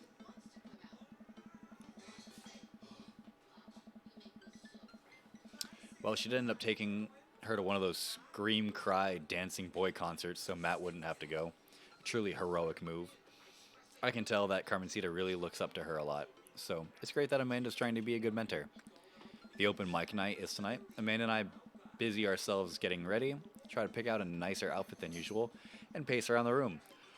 A bunch of really cool bands are going to be playing, and I'm excited to see them. I haven't been to a show since the first time Matt and I hung out. It's weird. Ever since Matt played the piano for me that one time, I've never been able to convince him to do it again. He's told me that he also plays guitar, drums, and even the trumpet. But he still won't play any of them. For some reason, for someone so passionate about music, it's strange that he doesn't want to actually play it. You ready to go, Pops? I can hear Amanda in the hallway as she approaches my room. Yep. Amanda pops her head in and looks me over. She pinches the bridge of her nose. Dad, we talked about this. What? The sandals. They're older than I am. Vintage, some would argue. I thought you threw them out. Amanda, since when did you enroll in the Fashion Police Academy? I got kicked out because I was a loose cannon who didn't play by the rules. For example, you're not allowed to mix florals, but you totally can if you have a good eye for color. You're out of your jurisdiction, rookie. Amanda guards the door until I pick out a better outfit. Fucking narc. Stop.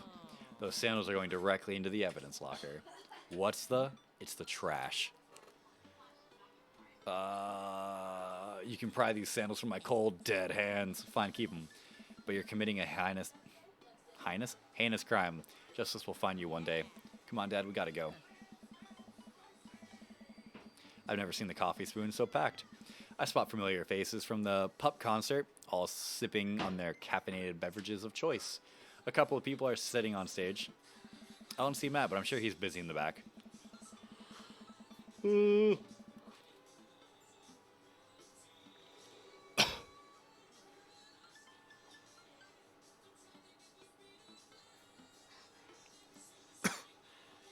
Yeah.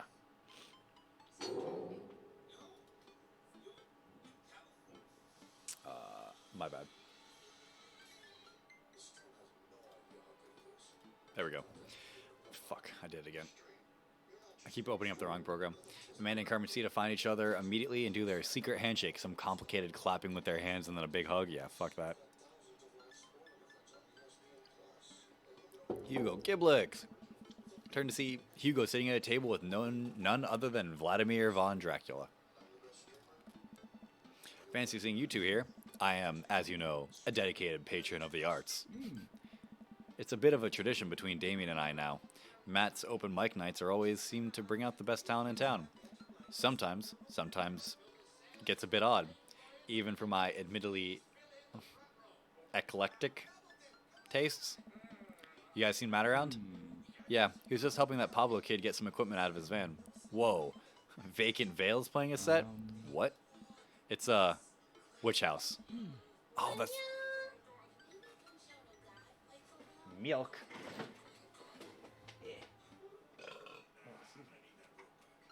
Hey, buddy.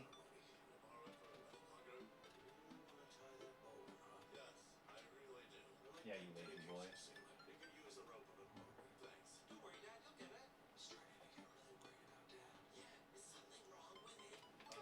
There we go. Damien's ears perk. What is that? I don't know. Well, it sounds delightful. It really is. Amanda says it isn't. Shame. Alright, I'm gonna go find Matt and see. Oh, fuck, I didn't read. I head to the back room with a coffee spoon where I found Matt going over some last minute show details with Pablo. My dude, Pablo and I share a full on sincere bro hug. Dude, Matt with his fucking, or not Matt, Pablo with his fucking cum gutters out in the open. Glad you can make it, Giblix. Wouldn't miss it for the world, man. You guys need any help? I think we're all set. Actually, Pablo, can you remind me of what order people are going up in? Well, you got the handsome and unforgettable Vacant Veil opening up the set with selections from his new album, Witch Diaries. And then the third waves, who are all extremely attractive, who could beat me up, and I'll still be into it, are playing a 3-person acoustic set. We got a little bit of spoken word in there, a magic act, and then it looks like we're closing with Jonathan Jones and the Speakeasy Choir. No, absolutely not. Oh, God. I remember that the band put the set on opening up for Pup. Sometimes when it's quiet, I can still hear the sound of an accordion being violently thrown against the wall over and over. They weren't that bad? No, you don't understand. The last time they played open mic night, they lit their bassist on fire, and the fire marshal had to shut us down. They also refused to pay for their drinks. Yo, fuck them. Yikes, they are not playing tonight. Well, they're outside, all 17 of them. Tell them we're full. Then who's filling their spot? Save Matt, you should play. Come on, Matt, you should play. Ooh, bad choice, bad choice. Bad choice, bad choice. I will play. I'll do it. I'll play. What are you doing? Matt, what would you even do? Stop talking, close your mouth. The Communist Manifesto is making their comeback solo show. Do-do-do-do-do-do. I thought you didn't know how to play anymore. You don't know how to play anything anymore.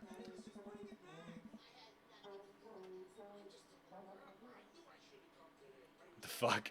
Ska comes to you in the hour when you need it most, without fail. Stop being so desperate to please your hot friend, Giblix. Is there a keyboard around? Your unending thirst will be your ultimate downfall. Yeah, I have one right here. Then it's settled. Dude, are you sure? No, I'm not. Tell me it's gonna be like a DDR minigame. It better be. As sure as ska is generally played with the staccato notes on the upbeat. Well, as long as nothing gets set on fire, it can't possibly be worse than Jonathan Jones and the Speakeasy Choir. Matt grabs me by the shoulder and stares into my eyes. Thank you, Giblix. I owe you big time.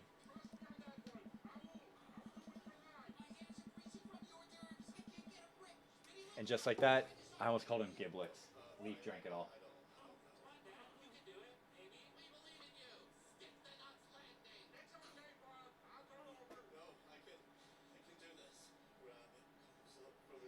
Alright, take your binky. No? No binky? That's fine. I settle back into my seat with Amanda and watch the show start. The house is packed now with a few people even standing outside to watch.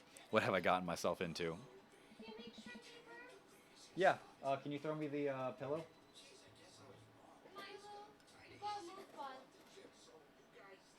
Alright, we're gonna throw up the intermission screen real quick, just while Milo is warming it up. we get Leaf situated.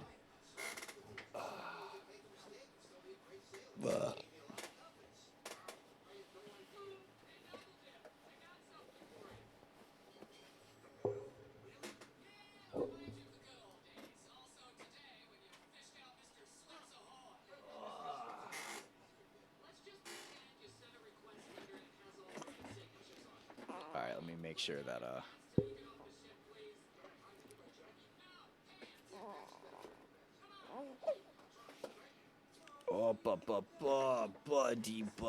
buddy.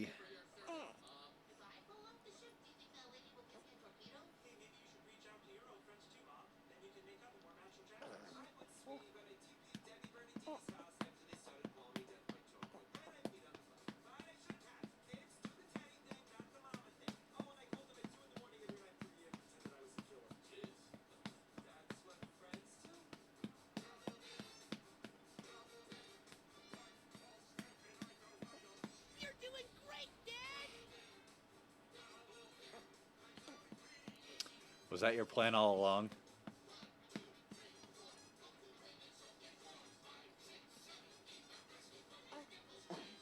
There we go. Yeah, big burps. Good job, buddy. Alright. Amanda, I've made a mistake. Ugh, I told you those sandals were a bad choice. It's not that. I agreed to pull out my ska. No, absolutely not. I had to help Matt. Dad, I love you and I support you. But we left ska behind for a reason. Look, it's either this or we're in a splash zone for a group of 20 musicians all crying at the same time for the sake of art. And I'm not being hyperbolic about the splash zone thing. You missed me walking Mary home, going on the final date with Matt, and we're in the middle of it. Also the fishing thing. Oh, a mini game where I clicked nonstop. They literally hand out ponchos. Somehow this is a preferable option. I just have to play the thing. Play what thing? You don't know how to play any instrument. Just promise me you'll still love me after this. I promise. Yeah, buddy? You still gonna love me after this? Let's get this binky up here. Yeah. But I may have to change my last name. I hope you understand. Of course. My new last name is going to be Fireblast. Amanda, or maybe Cold Steel. Matt takes the stage to a roar of applause from the crowd. He grabs the mic and addresses us all. Thank you, everyone, for coming out tonight. Matt's so nervous. And I'm so nervous. I can't stop staring at his mouth. That makes me even more nervous. We have a jam-packed roster of amazing local talent who you might already know, or maybe have seen before, but would like to see again. And I'm rambling now. Sorry. Oh yeah, I mean Leaf's been he's not even really awake. He's just got done eating, so he's a little vocal. Aw, Matt. So let me just bring on an old dear friend of mine who's making his live show debut. Please welcome to the stage. That should be fucking Vacant Veil. Vacant Veil! The crowd cheers again and Pablo bounds up to the stage beaming. He sets up his two laptops and keyboard and launches into his set. Thank you, everyone. This one is called Witch House Never Dies, and you're next. Pablo hits the crowd with a heavy, inaccessible synth bass layered under drum samples and clips from science fiction shows played in reverse. It may not be the right show for this, but everyone seems to be enjoying whatever this is. At the end of the song, Pablo jumps on the mic. Thank you all to the veil wearers who came out tonight. A portion of the crowd cheers. He has a fan base already? He has a name for the fan base? This is his first live show. Good for him, though. You can buy t-shirts out of the trunk of my car after the show. I'd also like to thank my mom for coming out to watch me play. You're my rock, Ma. Love you. Pablo's mom. Love you, honey. Pablo plays a few more songs that are actually super fun to listen to. Wow, I wish my mom supported what I do. I've even told her directly, hey mom, I'm streaming, you should come watch. Just nothing. Wow, definitely did not see that coming, especially after Amanda's strongly worded thoughts about the genre. Once he's done, he vacates the stage and Matt jumps back up again.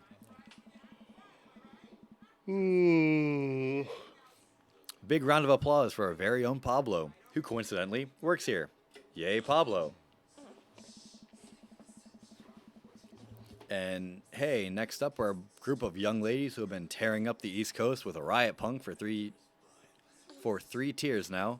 Tears now. Years. I meant years. 3 years. Sorry, the writing on my hand smudged because I'm sweating. I shouldn't have told you all I'm sweating. I'm sorry. Wow, he seems just as visibly nervous as I feel right now. Put your hands together for the Third Waves. Buzzcut Molly from Final Fantasy VII takes the stage, followed by 2 girls with colorful hair and fishnet stockings, all of them wearing combat boots, and all of them look mad about something. That be punk. Their set is so energetic, it almost seems like the pit is going to open up in the coffee shop. I look over to Amanda, who's clearly enjoying the hell out of anarchic female-fronted punk rock. Yeah, ooh.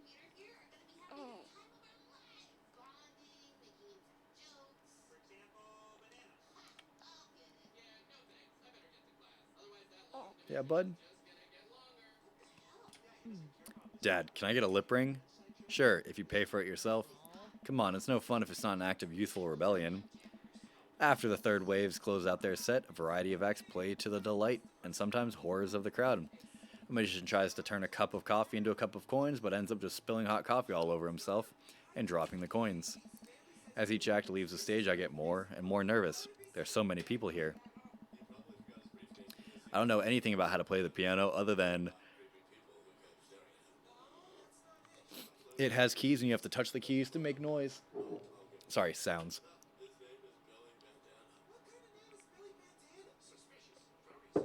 Also,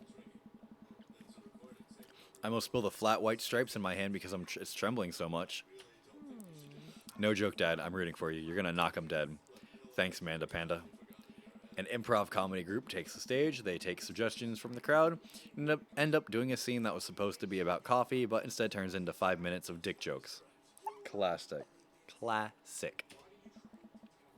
I have a hard time laughing. My stomach is tying itself into knots. Not just regular knots either, like the kind of knots you get when you throw your phone charger, headphones, and laptop charger into the same bag. Out of nowhere, Matt sits down next to me. Hey, are you doing okay?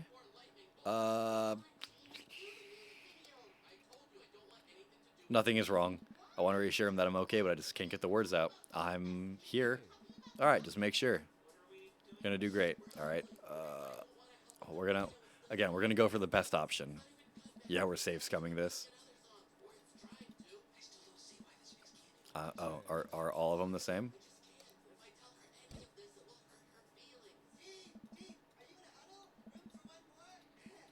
Nope, all the same. Everyone just make sure you're gonna do great. Matt squeezes my shoulders and jogs back up to the stage. Everybody, we're down to the last act of the night. Now, this person, who is my friend, is making their return to the stage after a long hiatus. Please welcome, formerly of the Communist Manifesto, Giblik Zychek. Everyone cheers as I take the stage. Damien and Hugo are staring at me in shock. Hey, everybody, good to be here. Thanks for having me on. Great crowd. My name is Giblix, but you can call me by my stage name. Oh, God. We're going to go with 5 Iron Freddy. Okay, there's some love from that.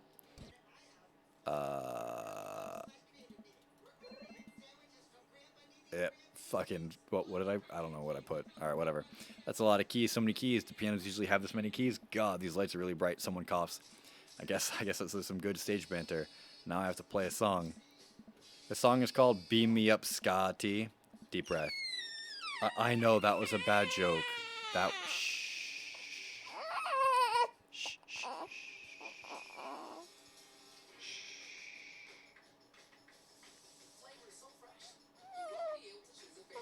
It's okay, bud. How hard can it be? Okay. Oh, whoa. Here, Tickle that ivory.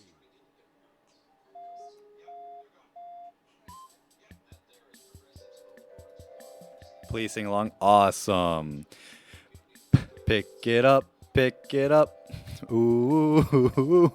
Singing that easy ska tune. Unity. Watch us fill up the room. Rude boys coming for ya. Take warning. If you don't skank tonight, it'll be alarming. I. Everybody ska. Beam me up, Scotty. Beam me up to the Ska Trek Enterprise.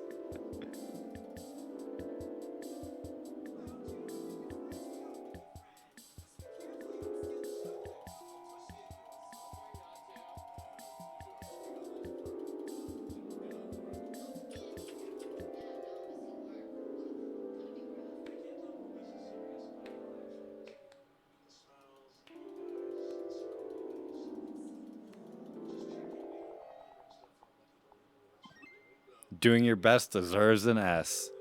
Thank you.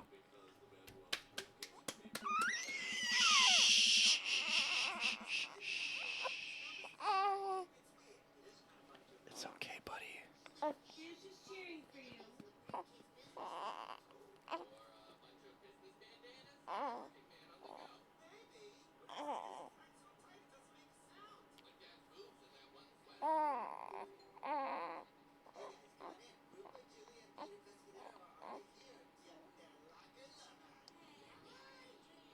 That was a terrible show. I look up at the crowd. I see a bunch of people shifting in their seats. Oh no, I'm losing them. Ska really is dead, and I killed it. Everybody ska?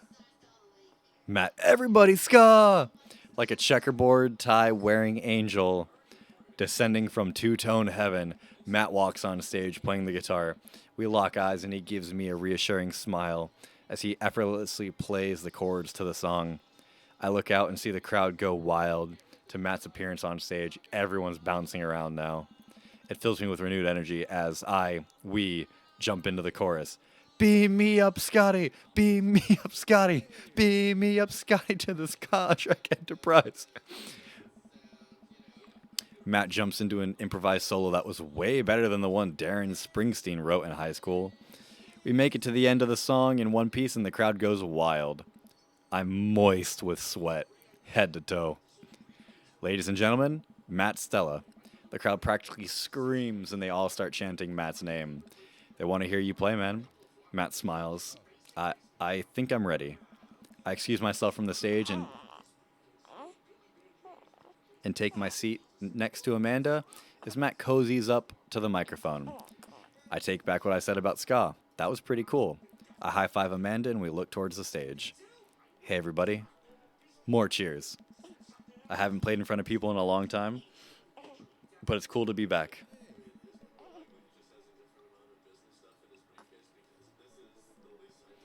This one goes out to a good friend. Matt locks eyes with me. We both smile.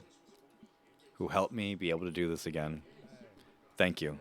This is an old one from Stillness the Dancing. The entire crowd excitedly jumps up to their feet. Matt closes his eyes and starts playing an upbeat, intricate melody. The crowd sways to the music. Matt looks entirely at peace with a smile on his face as he sings. After he finishes the song, the crowd insists on an encore. He ends up playing a few more tunes to an adoring audience before thanking everyone for coming out.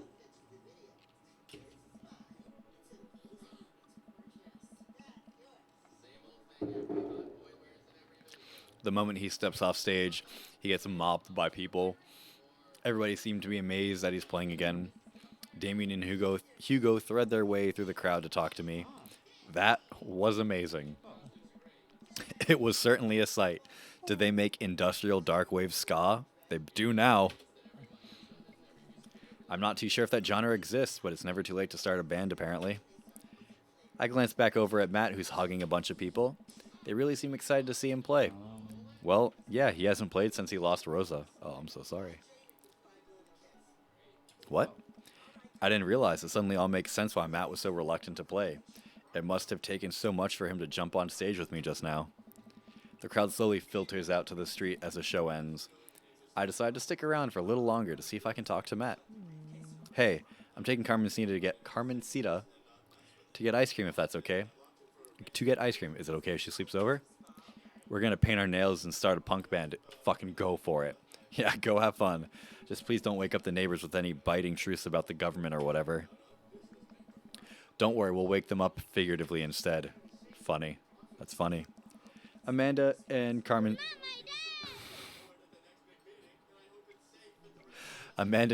bump fists and head out.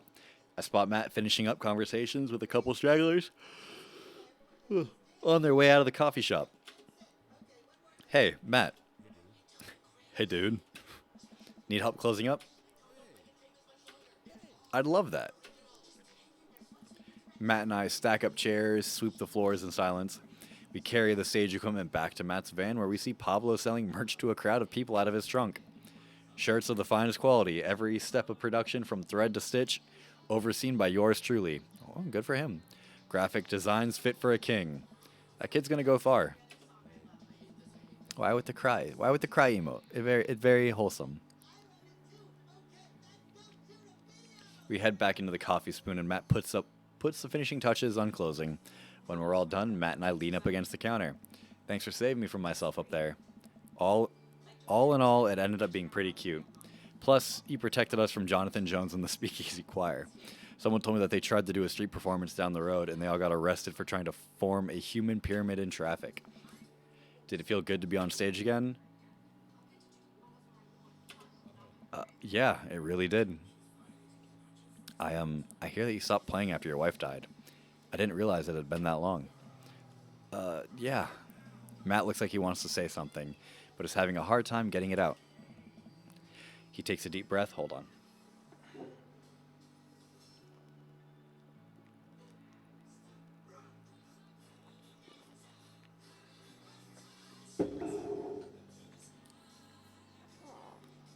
Yeah, bud.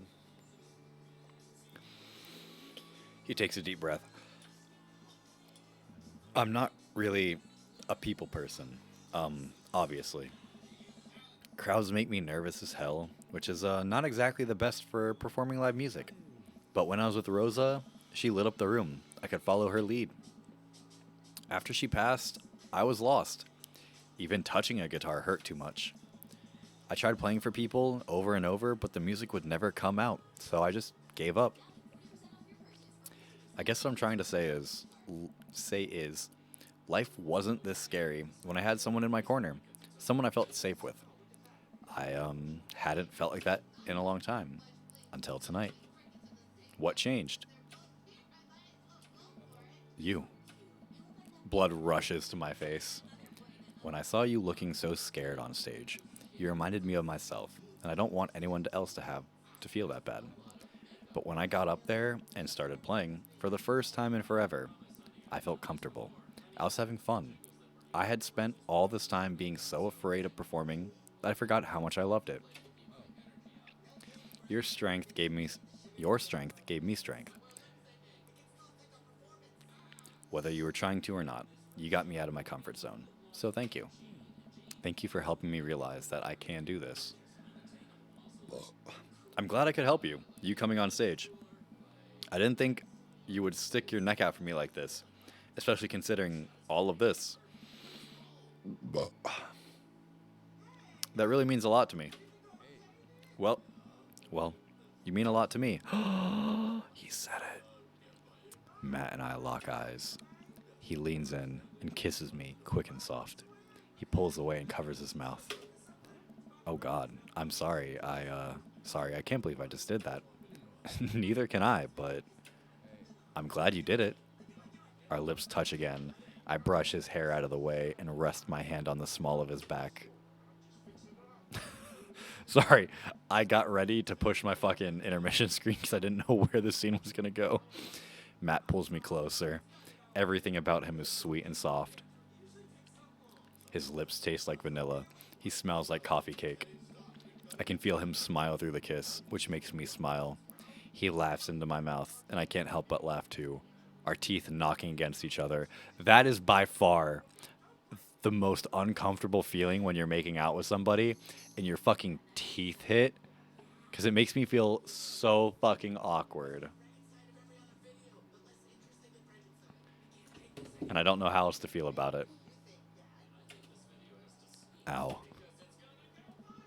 The moment I open up my eyes, I realize we're still like leaning against the espresso machine. Maybe the coffee shop isn't the right place for this. Maybe you're right. Teeth knockers. Yeah. Let's go back to my place. Oh, God. Date complete. Witch House 0. Dad points. Daddy points. Yes. What? Yo, that's awesome. Do you say Dad Punk or Daft Punk? But he just said Daft Punk's playing at his house tonight, so I love this even more.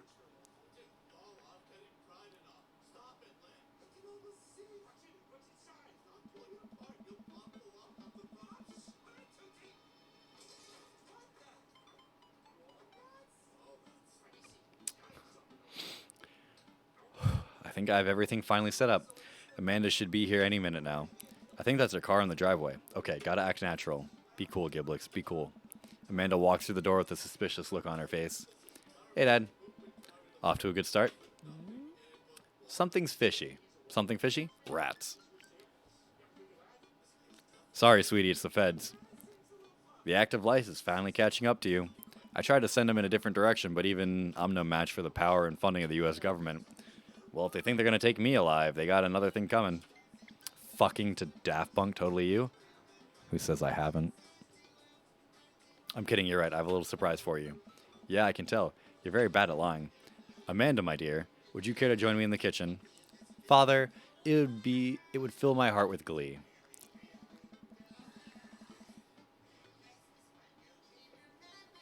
I lead Amanda over to the kitchen table where a present lies covered under a tablecloth. It's nothing special, but I wanted to give you a little something. You graduated high school last week, and I know you told not to make a big deal about it, but... Aw, Dad, you... I dramatically whip the cloth off the table. Amanda's jaw drops. No way. I figure you probably would be... You probably won't be able to get cable in the dorms, so I thought it might be nice to take a piece of home with you. A DVD box set of Long Haul Paranormal Ice Road Ghost Truckers. This is all 19 seasons. Jesus. That's a lot of seasons. And bonus material, including commentary with actual ghosts featured on the show. Dad, I love this. Thank you. She gives me a big hug. I'm glad you like it. Hey, you want to hang out with me in the backyard for a bit? Toss the old pigskin or something? Totally. I follow Amanda to the back door. Oh, this is the next day. I just realized this. This is the next day. Or weeks later, I don't know. What? You told me not to make a big deal, but you seem to have forgotten that my entire mission in life is to make a big deal out of your accomplishments. So consider this your graduation party. Surprise. Dad, everyone's here. Well, yeah, everyone wanted to come and support you. Is that a mac and cheese bar? This is totally Avicine. Sure is, fully customizable, down to the type of mac. And there's an ice cream cake, the good kind with the crunchies in the middle. I don't know what to say. Don't say anything, just go have fun with your pals, all right? I'm so proud of you, Amanda.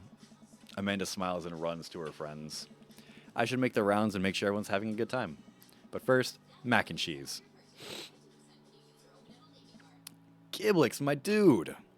Pablo, how's the shirt business going? My bud, I got men's shirts, I got women's shirts, I got tank tops in a variety of sizes, shapes, and colors. Where did y'all get the ice cream cake for me, by the way? When did we get you ice cream cake? Because I really don't know. Each one of them, fine quality, screen printed with the logo and visage of world-renowned Witch House outfit, Vacant Veil. Purchasable at most respectable retailers. When I moved to Arizona.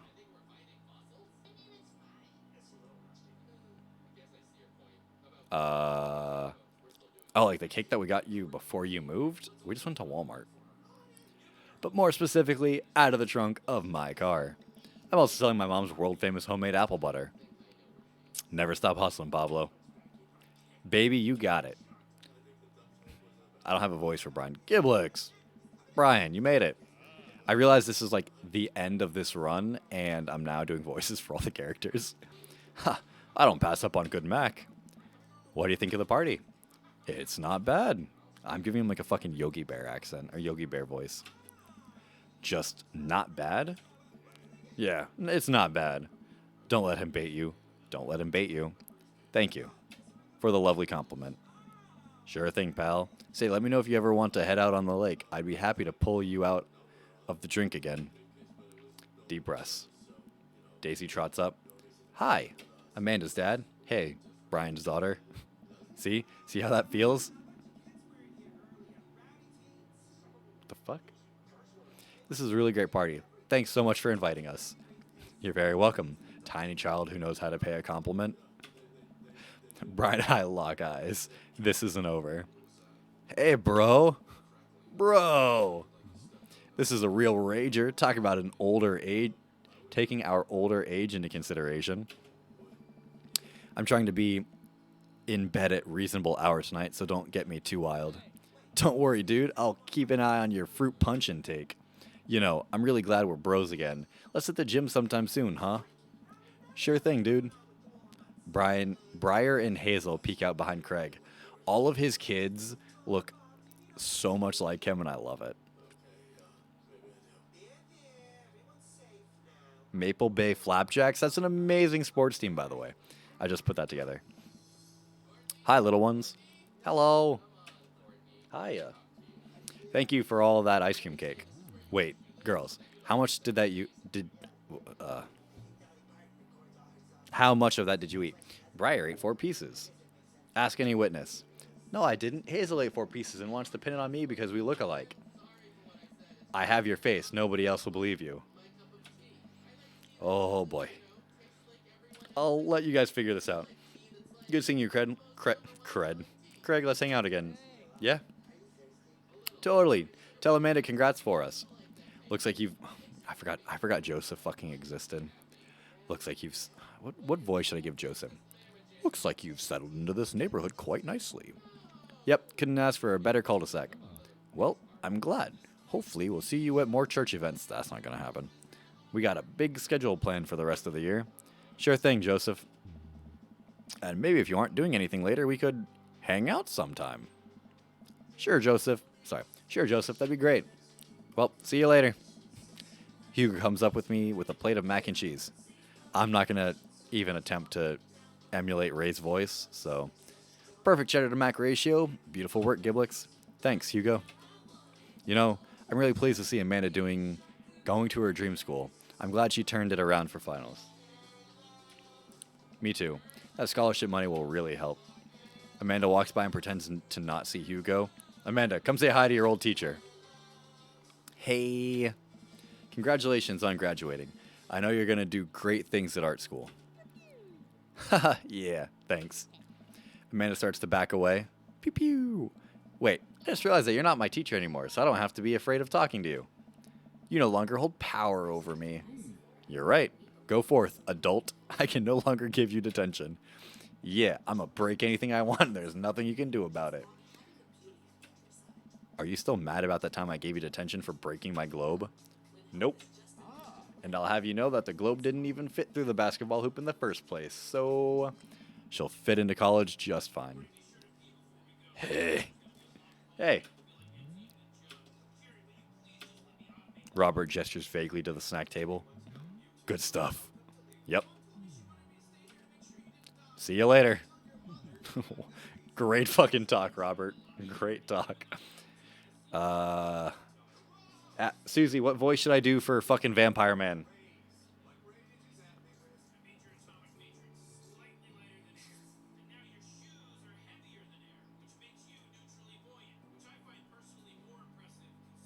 All right, never mind. Blah, oh, blah, blah, blah, blah. You didn't say anything, so I was just waiting for an actual fucking word. What a splendid garden party. Oh, God.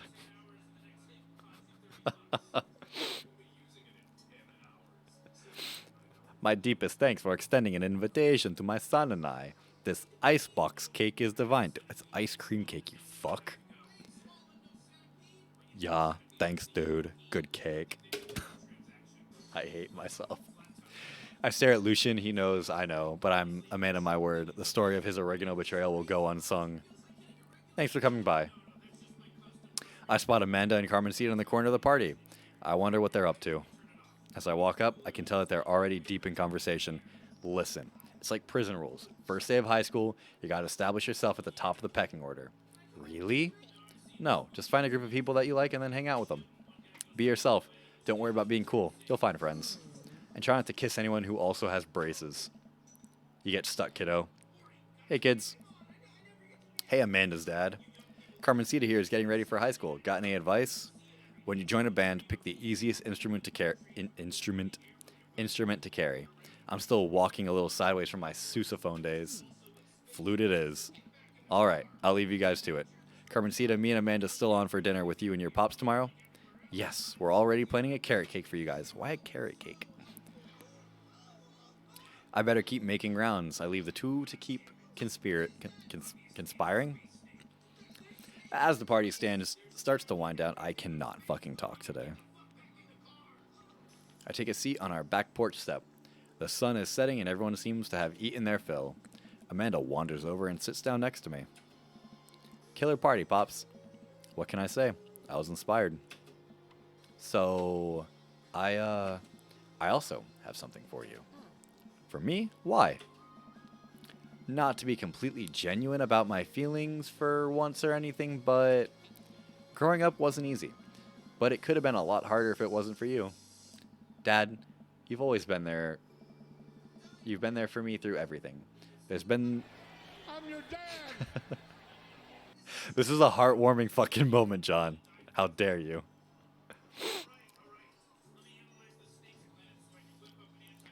Dad, you've been there for me through everything. There's been times in my life where you were my only friend. I was really scared of going to college and being so far away from you, but I realized that everything you've done for me has been to prepare me for this, and I'm ready. I wouldn't be who I am today without you. Don't cry. Don't cry. I swear to God, Giblix, if you cry again, you're the best, Dad. I love you. And I'm crying. Anyway, that was enough emotional vulnerability for one day.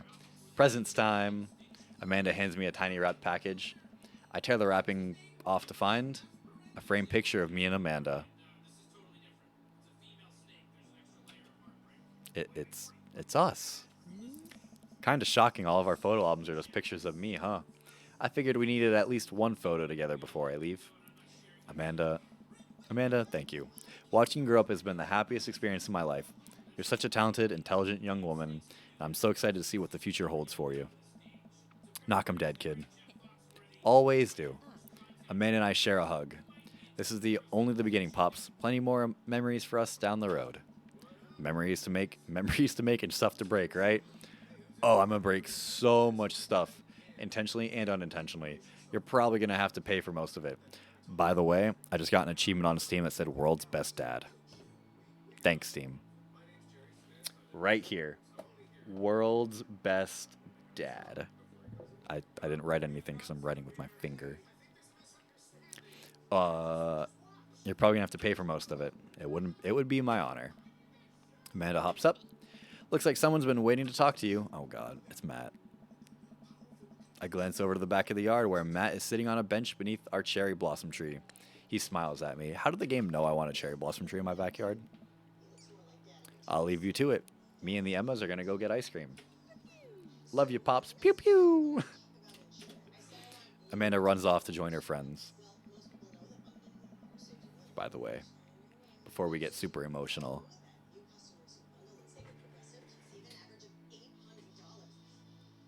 Leaf has just been knocked out.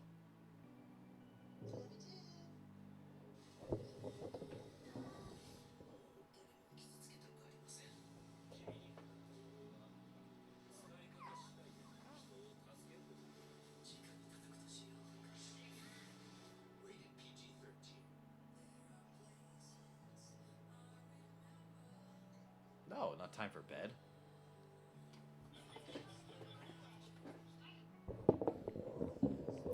He's a baby. He sleeps all day. All day and all night. That's all he does. Sleep, sleep, sleep. Did you know babies sleep a lot? You remember from when Avicine was there. I take a seat next to Matt. No, for me. No, no. Just because I turn on the intermission screen doesn't mean it's time for bed. I take a seat next to Matt as the last guests make their way out of the party. Seems like Amanda really enjoyed this. Thanks for putting together such a nice surprise. Carmencita's middle school graduation is coming up in a year or two. I'm sure for the right fee I could put something together. Thanks for the sudden Bye, sudden cherry blossoms. Only if I get to DJ. Matt looks down at his hands. It seems like he does that whenever he's trying to figure out the right words to say. Hey, I just wanted to say that. Oh gosh, this is going to come out dumb no matter how I say it. So here goes. I haven't felt this happy in a long time. Whoa. You brought out the best in me. And it wasn't just because of the ska. Although that was really cute. Every moment that we've gotten to spend together since we met has been an adventure. And I just hope that we get to keep doing that. We make a pretty good team, you know? I mean, I'll let you handle the music playing and the music singing and actually pretty much everything related to music. But I can organize a party pretty well. I'm also good at kissing, so that's a big plus. That's true. Sorry, that's true. You are very nice to kiss. I slide my arm around Matt and run my fingers through his hair.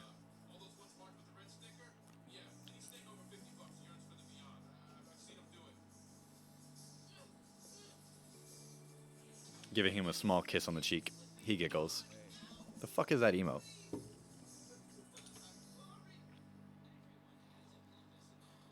Foo fun? I don't know what the fuck.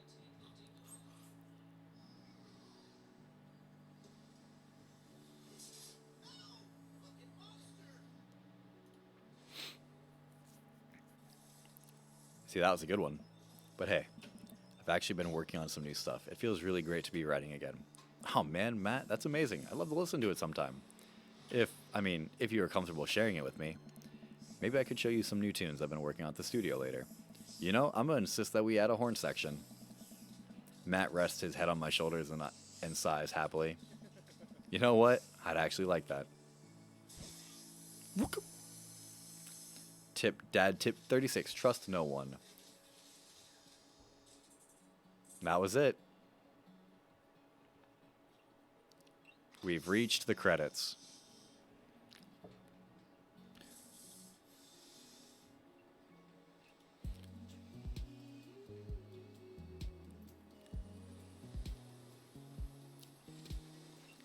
Dream, Daddy, be okay. Dream.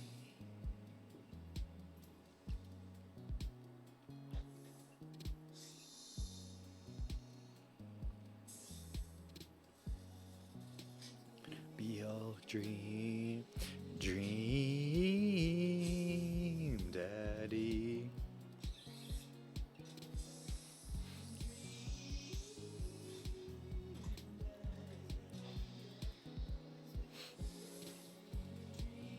Penguin minigame. Dad battle minigame. What? Radio. There's a lot of minigames that I did not play. I did the piano minigame. I did the golf minigame.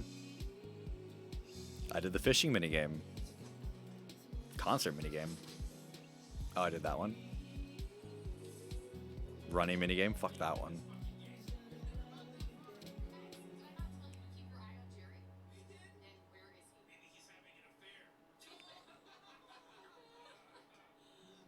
DVP. What? This is not DVP by Pup. That's funny. Ballad of Fallen Dad. Daughter brag battle theme. Now what? Well, now we finish the credits. Because it's St. Patrick's Day, we are probably after this. I'm gonna switch over to some Crusader Kings, and we are going to try to take Ireland under the name of what is it, Saxland? I'm your dad. Yeah, I'm your dad. I am your dad. Special thanks to all of our dads. Yeah. Dream dad. I am your dad. I'm 100% your dad. Dream. That's such a cute fucking photo. Dream daddy. Oh, wow. Yo, Matt. Matt.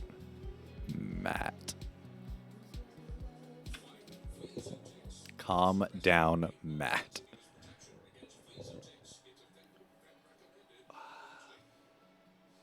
Does the main menu change after you've completed with one dad? No, I don't think it does.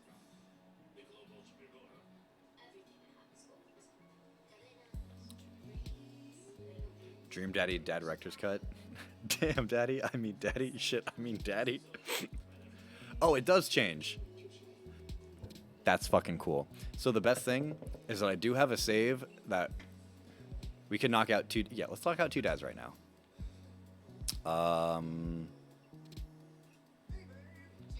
It was Dad Book. Right? Yep. All right. Sweet. So yeah, we're gonna knock out Brian's last date. Yeah, we're gonna save and continue.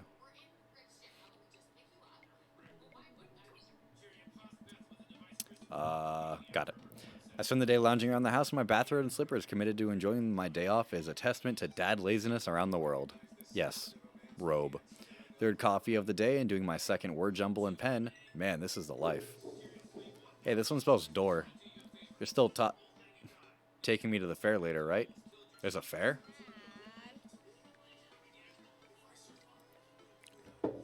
It's literally around the corner from us. It's not ringing a bell. I came home yesterday with cotton candy. Nope, nothing. I forgot I was doing voices. I gave you a teddy bear that I won, specifically stating where and when I got it. Seriously? Amanda walks to the windowsill and slides the drapes open. There's a big Ferris wheel in the distance. Oh, right, that one. I thought you meant another carnival. You're coming with me tonight, right? Gosh, honey, I don't know. I've got all this. I look down at the mug of coffee and word jumble in my hands. Pressing business I need to attend to. Amanda points to my word jumble. Park, dog, clock. Park, dog, clock, cereal. I knew that. I totally knew that. The secret word that they all spell out is pool. Hey, you're pretty good at this. Now you don't have an excuse. You're coming with me. Amanda pushes me into my bedroom and forces me to change out of my bathrobe. Wear something nice. I want some arm candy tonight. Got it. And no flip-flops, not after last time. We don't talk about last time. So do all of them just vaguely reference the flip-flops? Amanda and I step outside and follow the faint sound of carnival music. So what's the first thing you're going to do at the fair? Eat greasy food, like deep fry everything and put it in my mouth.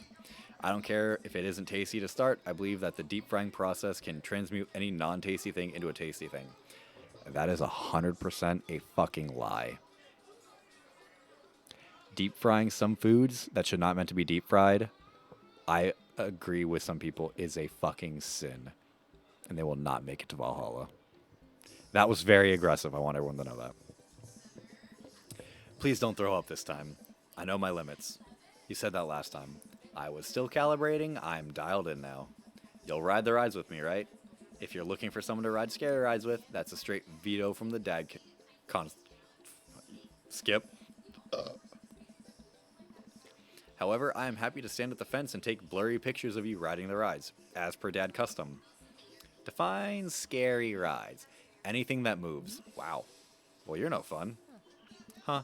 Maybe I'll find someone at the carnival who will go with me. Wouldn't that be a surprise? Yeah, maybe one of your friends from school will be there. Like, who's that one with the eyebrows? Teresa? She's got mono. Fuck. What about the one who vapes? Alex got suspended for vaping in the school bathroom. Well, I hear carnival rides are fun as a solo rider, but then I'll have no one to puke on. Or will I? What? Hey, look, we're here. The carnival is packed with people from all over town tonight. Screaming kids running around with cotton candy and buckets of soda clutched to their grubby fists. Colorful lights flash all around us. I feel like smelling the air will clog my arteries. Hey, let's go over to the greasy food carts first. Amanda leads me by the hand in what seems like a very specific direction. I know my favorite one is around here somewhere. Wait a second. Is that Brian? Was the voice I gave him. Wow, look who it is. Sure enough, it's Brian and his daughter Daisy. Brian has the same confused look on his face. I'm sure I have. Fuck. What a coincidence that we all happen to be here at the same time in the same exact place. Wow, this is so weird. Can you believe we just happened to come to the carnival on the same night at the same time? Yes, Daisy, that's so strange. How bizarre. Brian. Giblix. Hi, John. I can feel my competitive fire burning inside me again. Last we met, Brian had made a fool of me by besting me at fishing, then out-humbling me in front of my own daughter. I still want that pole saw. There's plenty of midway games here. Okay, how about we hang out as a team and explore the carnival together? Yeah, Amanda, that sounds like an amazing idea. Let's all go and do stuff together. Amanda and I follow Brian and Daisy as they lead us toward the same ride. I can't believe Brian's here. Dad, you need to relax. Daisy and I have been spending a lot of time together. She helps me with my algebra homework, and I've been corrupting her young soul with rock and roll music. She's really cool, but you and Brian won't stop complaining about each other. Oh, he's complaining about me? No, Dad, that's not what I meant. If you and Brian would just talk to each other, maybe you would see that you have a lot in common. See, now I gotta turn it up to 11. Brian's getting obliterated. Dad, you have to chill. Please chill, for my sake. I'm chill. I'm so chill. I'm like stupidly chill. And once I prove once and for all that I'm clearly the better dad, I'll be so chill you could call me liquid nitrogen. Solid joke. I will destroy him. Dad. I spot the entrance to the midway, a perfect opportunity. Hey Brian, check it out. Want to get a couple of games in? That sounds fun. Maybe a little friendly competition. No way. We want to check out some clowns over there. Amanda, you're scared of clowns. Overruled. Ah, fine, sure. Let's play some games, but if we spend the whole night in there, I'm filing for emancipation. Oh, lighten up. I'll win you something nice. And I'll win you something nice too, Daisy. I switched voices there. I'll win more nice things than Brian. I'd like to see you try. Brian and I glare at each other. We've been at it for longer than I'd like to admit. Amanda and Daisy sigh heavily at each new game Brian and I challenge each other to. Their arms overburdened with stuffed animals and t-shirts with rainbows airbrushed onto them. For every game I win, Brian seems to have to answer back. Dad, please, enough. Just one last game, honey. So, Giblix, we're tied. What's the ultimate prize? I spot it from across the midway. We lock eyes. It swims absentmindedly in a bowl of water. The goldfish will be mine. Amanda, sweetie, how about I win you a goldfish? If it'll get us out of here, great. I look over at Brian. We don't say a word, but our locked eyes confirm it. The person who wins the goldfish wins the night. It looks like skee-ball. You any good? I'm the best skee-ball player to ever grace this earth. Think you can handle me? Still willing to put up your weed whacker? Only if you're willing to part with that pole saw. Lawn grooming equipment goes to the skee-ball champ. We share an earnest shake. I almost said Arnest. All right.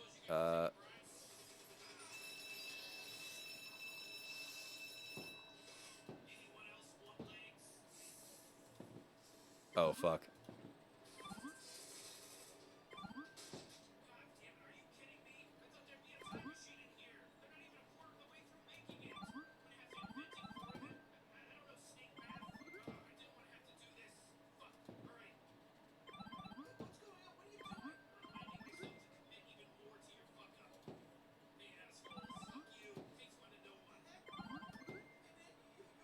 Damn it. Oh, wow. I'm getting my fucking ass handled to me.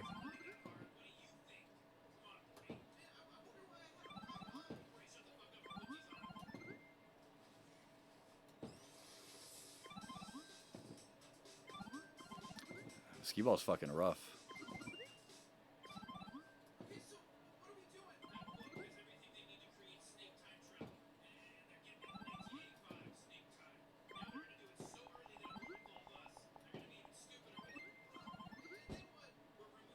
Wow. I suck at skee ball.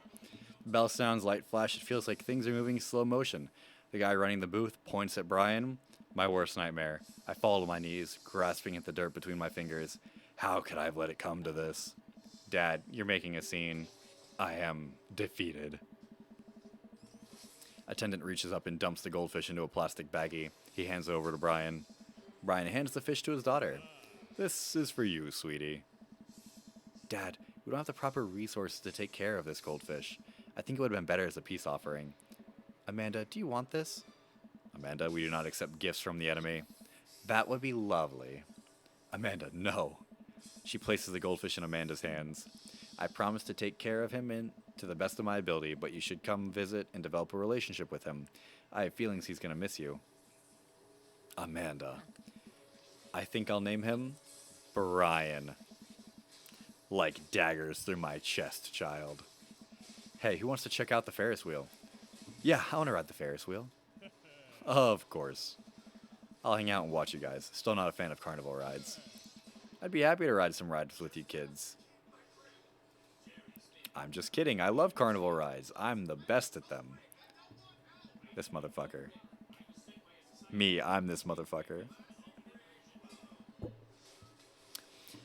We traverse the fair and end up at the relatively short line for the Ferris wheel. It doesn't seem like a very popular ride.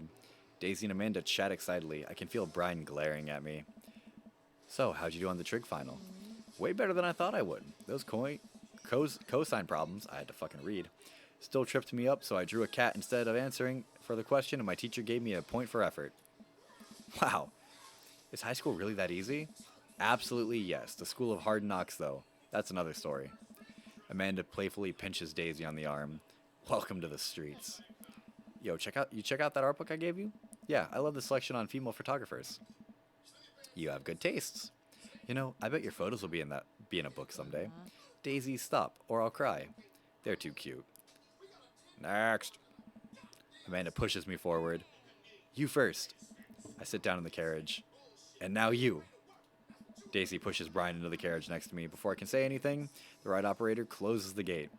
Now just wait a second. We're gonna go get some deep fried pickles. You two take this time to work out your differences. Hold on. Get along. Amanda and Daisy run off into the crowd. The ride starts moving. I sit in the Ferris wheel, my arms crossed, and not talking to Brian. I don't even know what Amanda's talking about. Neither do I. Our carriage creeps slowly upward. Ferris wheels are boring. Could this ride go any slower? Oh, it's too fast for you? That's not what I meant. How could this get any worse? Suddenly the ride jerks to a halt. With us at the very top of the Ferris wheel. I can hear a faint yell of the ride operator down below.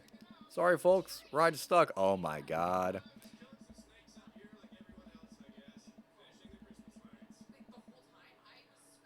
A raccoon stole an object to the key component. Anyway, it'll be some time before we can get y'all down. Settle in and get cozy. Well.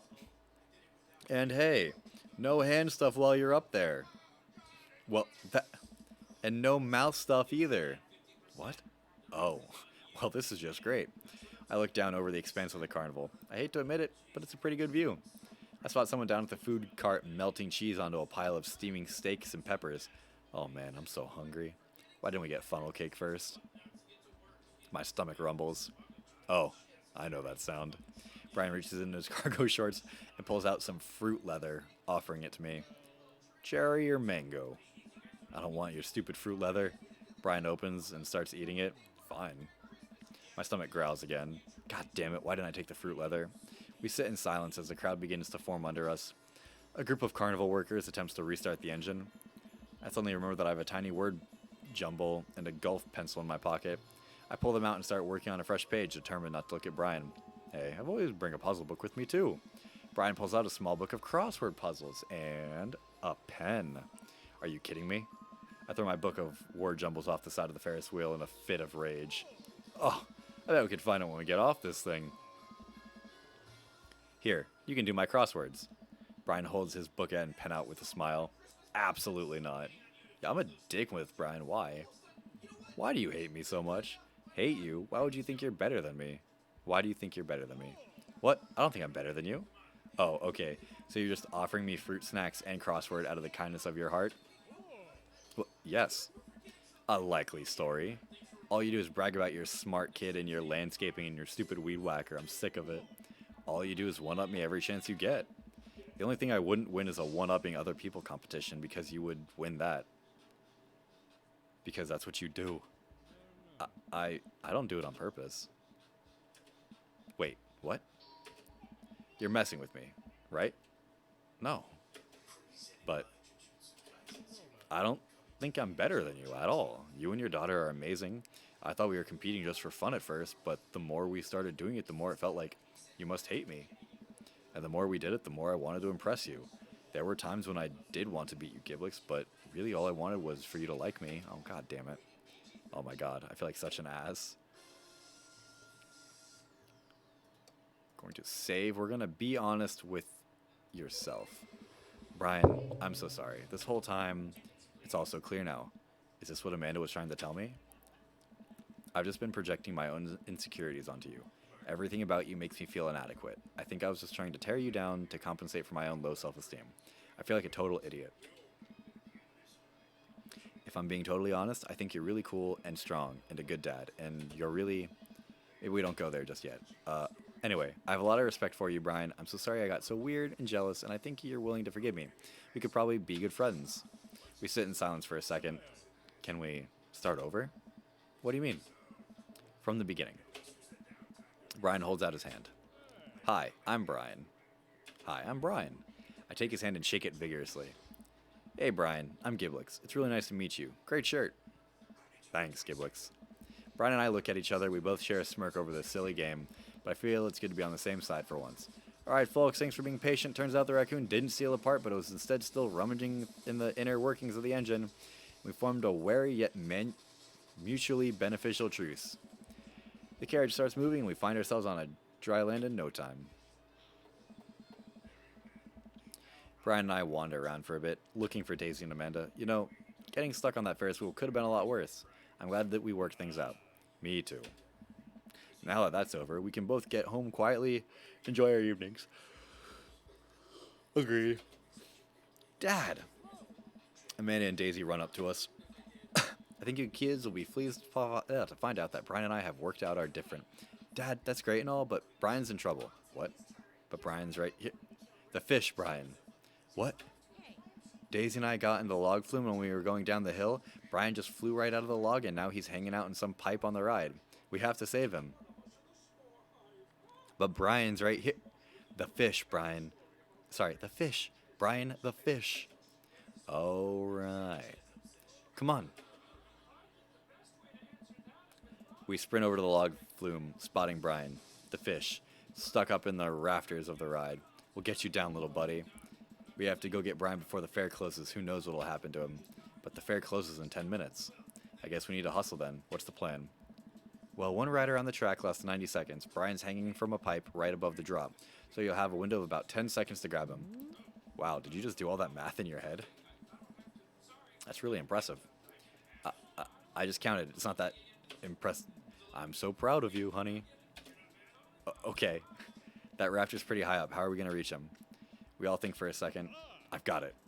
Brian runs over to the midway to the last game we played and snags a pole from the game attendant as he used to grab stuffed animals. I think this will do the trick.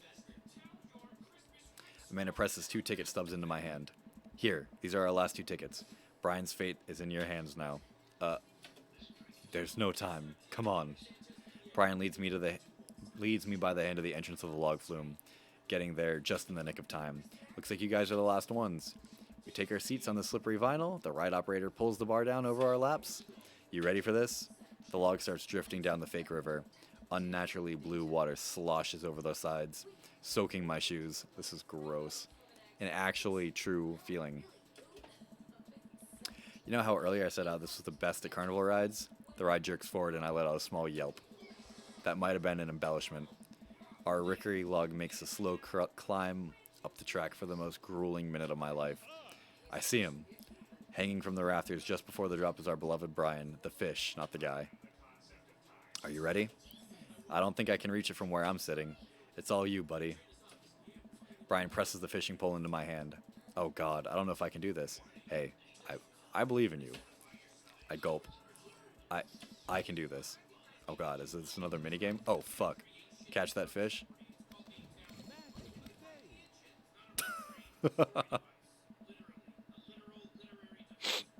You had 3 minutes to match one fucking fish. Sorry, 2 minutes.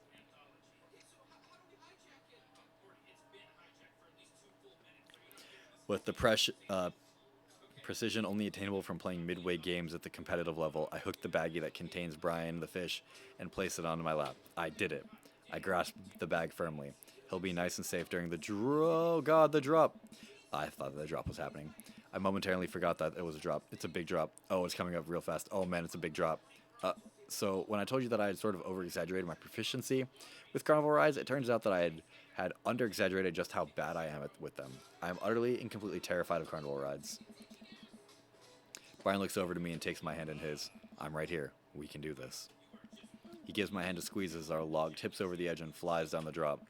Ah! Splash.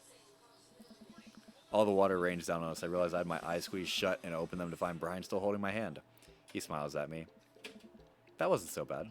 Told you you would make it. Brian and I walk off the ride and approach Daisy and Amanda. I hand the baggie to Amanda. Brian. Hey. No, the fish. Oh. I mean, hey, thanks for saving the fish. Don't thank me. That was all your dad. Aw, shucks. It was a team effort. Hey, use your special skills to get him back. Brian got the pole, Daisy did the math, and you got the fish. I didn't get to do anything cool. Well, honey, I'm sure you... Hey, what are you guys doing up there? That was totally dangerous. Steps in front of all of us and plants her feet. Listen, dude, it might have been totally dangerous, but I'll have you know that we triumphed over more than just your silly rules today. We overcame adversity through teamwork and friendship and love. We banded together to achieve a common goal, and here we stand, stronger than the sum of our parts. And for you to... I actually don't care. The fair's closing. Just get out of here. The ride operator wanders off. You really are a sparkling conversationalist. Yeah, bud, time to put you back in your thing. 1 second.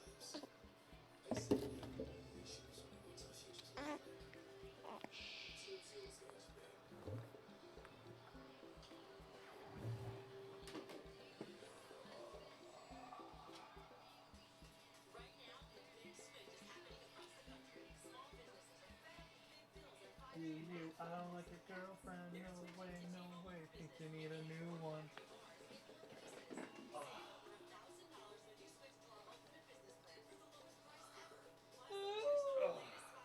Tired? Go up to bed soon? No. No. What, you waiting for me? Yeah.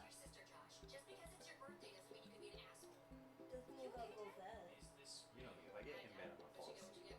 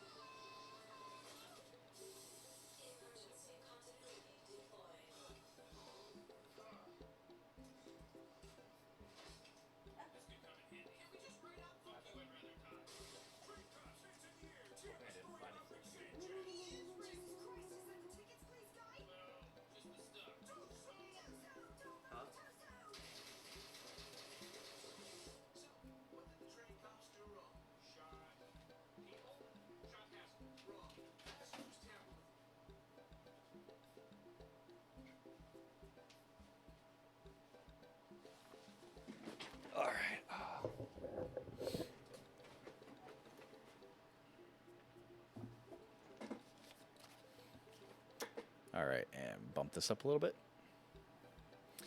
We join the crowd of fairgoers, slowly ambling back to the parking lot. You guys want to stick around for the fireworks? Do we have to? There we go. I've never seen a child less enthusiastic about fireworks. Yeah, can we just go home? We've been hauling all these prizes around for hours. My back is killing me. You kids run ahead. We'll catch up to you later tonight. Mandy and Daisy skip along. We'll probably find them later curled up on the couch watching Long Haul Paranormal Ice Road Ghost Truckers. I fucking hate that title. It's so long. Brian and I sit down on a bench a little further away from the rest of the crowd who've all gathered to catch the fireworks. Hell of a day, huh? You can say that again. Hell of a day, huh? This is the one time I'll let you out-dad me. Ha, I'll take it. I breathe in the cool night air as the first firework launches and explodes in the sky over the fair. I'm glad we talked about all that stuff. Me too. It's good to have a friend like you, Brian. The fireworks launch into full swing, bursting around us in a rainbow of reds, greens, blues, and whites. There's one more thing I have to admit, though. What's that? I don't know anything about fishing. Brian bursts out laughing. Oh, buddy. I know. What? You knew the whole time? I mean, you weren't exactly subtle about it. I can feel myself blushing. He laughs again. It's okay. It was cute. Damn, Daniel, it's alright. I already finished Matt. It's okay. It was cute. You're interested. Maybe I could teach you sometime. That's what friends do, right? Ha! The laughter dies down. We watch the fireworks a little longer. I can tell he wants to say something, but he's having trouble getting it out. You know, it's kind of funny. What is? We're not fighting anymore, but I still feel like we left some stuff, unresolved. Oh, lawn mowing is still happening. We're cool now, but don't think I forgot about that. Brian laughs. No, it's not that. Don't you feel like there's maybe something else here? Or is it just me? Looking at Brian, his smile illuminated by the crackling embers falling through the night sky, I suddenly understand what he's talking about.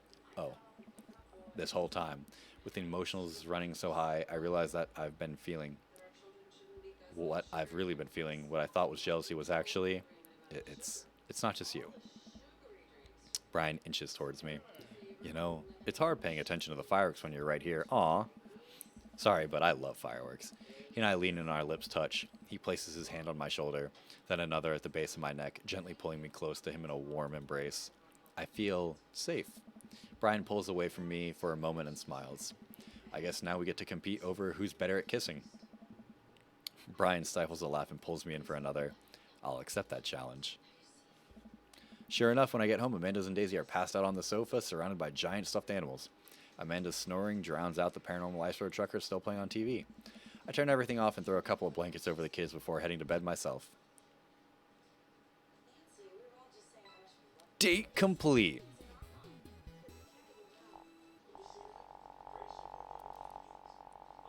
My total dad points for this round, for this,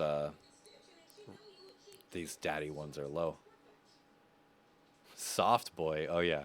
You are soft boy. And then it's going to be, okay. This is, oh. All right. We've already seen all this.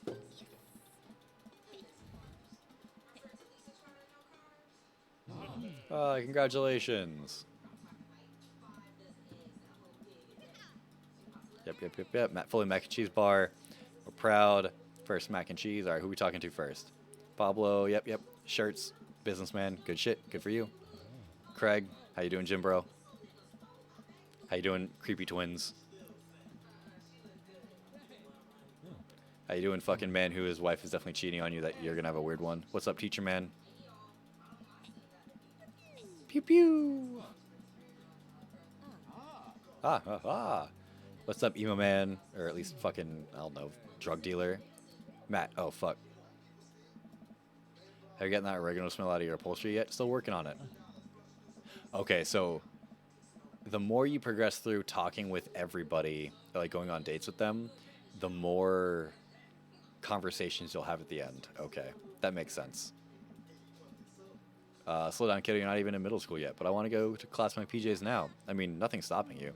But Daisy, I hear you. I know you're stoked about college and skipping grades. But taking over the world with science, you gotta enjoy being a kid first.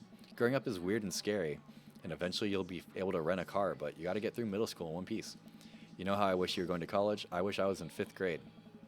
I want recess and snack time back. Cherish it while it lasts, girl. You got a big future ahead of you. But I don't want you growing up too fast on us, alright? Alright. Thanks, Amanda. I ease away slowly. Amanda seems like she's a handle on the situation. Party starts to wind down.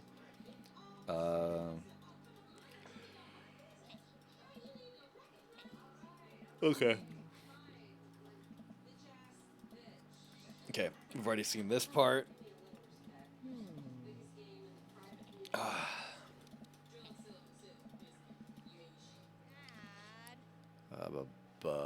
Yep.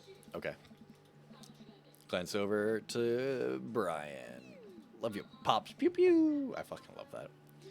All right, Brian. Take a seat next to Brian as the last guest to make their way out of the party. Nice job. I could have thrown a better party myself. I smile.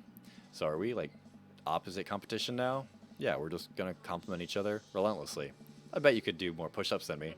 I bet you're better with computers than I am. I bet you couldn't trim a tree faster than I could. I bet you could de-ice a sidewalk more thoroughly than me. I like this a lot better. Brian blushes. Yeah, you blush, you fucking soft boy. I nuzzle myself into a soft space between Brian's shoulders and chest. No matter how many times he washed that shirt, I bet he'll never get the smell of campfire out of it. Not that I mind. Got a long summer coming. Interested in some more fishing trips with me, Daisy, and Amanda? As long as you save me again, I'll fall into the water. I'd be happy to. Gotta sneak in as much father-daughter time as possible before Amanda heads out. Also be careful, she's probably gonna try to steal your dog and take him with her to college. I also get the feeling Daisy might try to stow away in her suitcase, so watch out for that. The sunset casts a pink glow over everything, and a quiet calm seems to descend upon my backyard. It reminds me of the lake. I'm glad we're not rivals anymore. Me too. Although I don't think I mind being more productive than I was when I was trying to one-up you. Maybe a little friendly competition is what we both needed. I sigh and nuzzle against Brian a little harder. I am the cuddle champion. We'll see about that.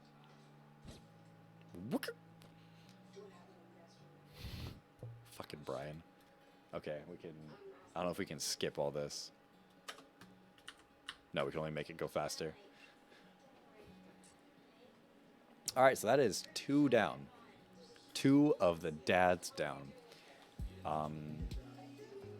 While all this is going on, we're up. You're the best pops, Amanda. Click to continue. Alright, now we get to see hot Brian action. Of course, it's him fishing. Matt's was better. I'm just sorry, Matt's was just better.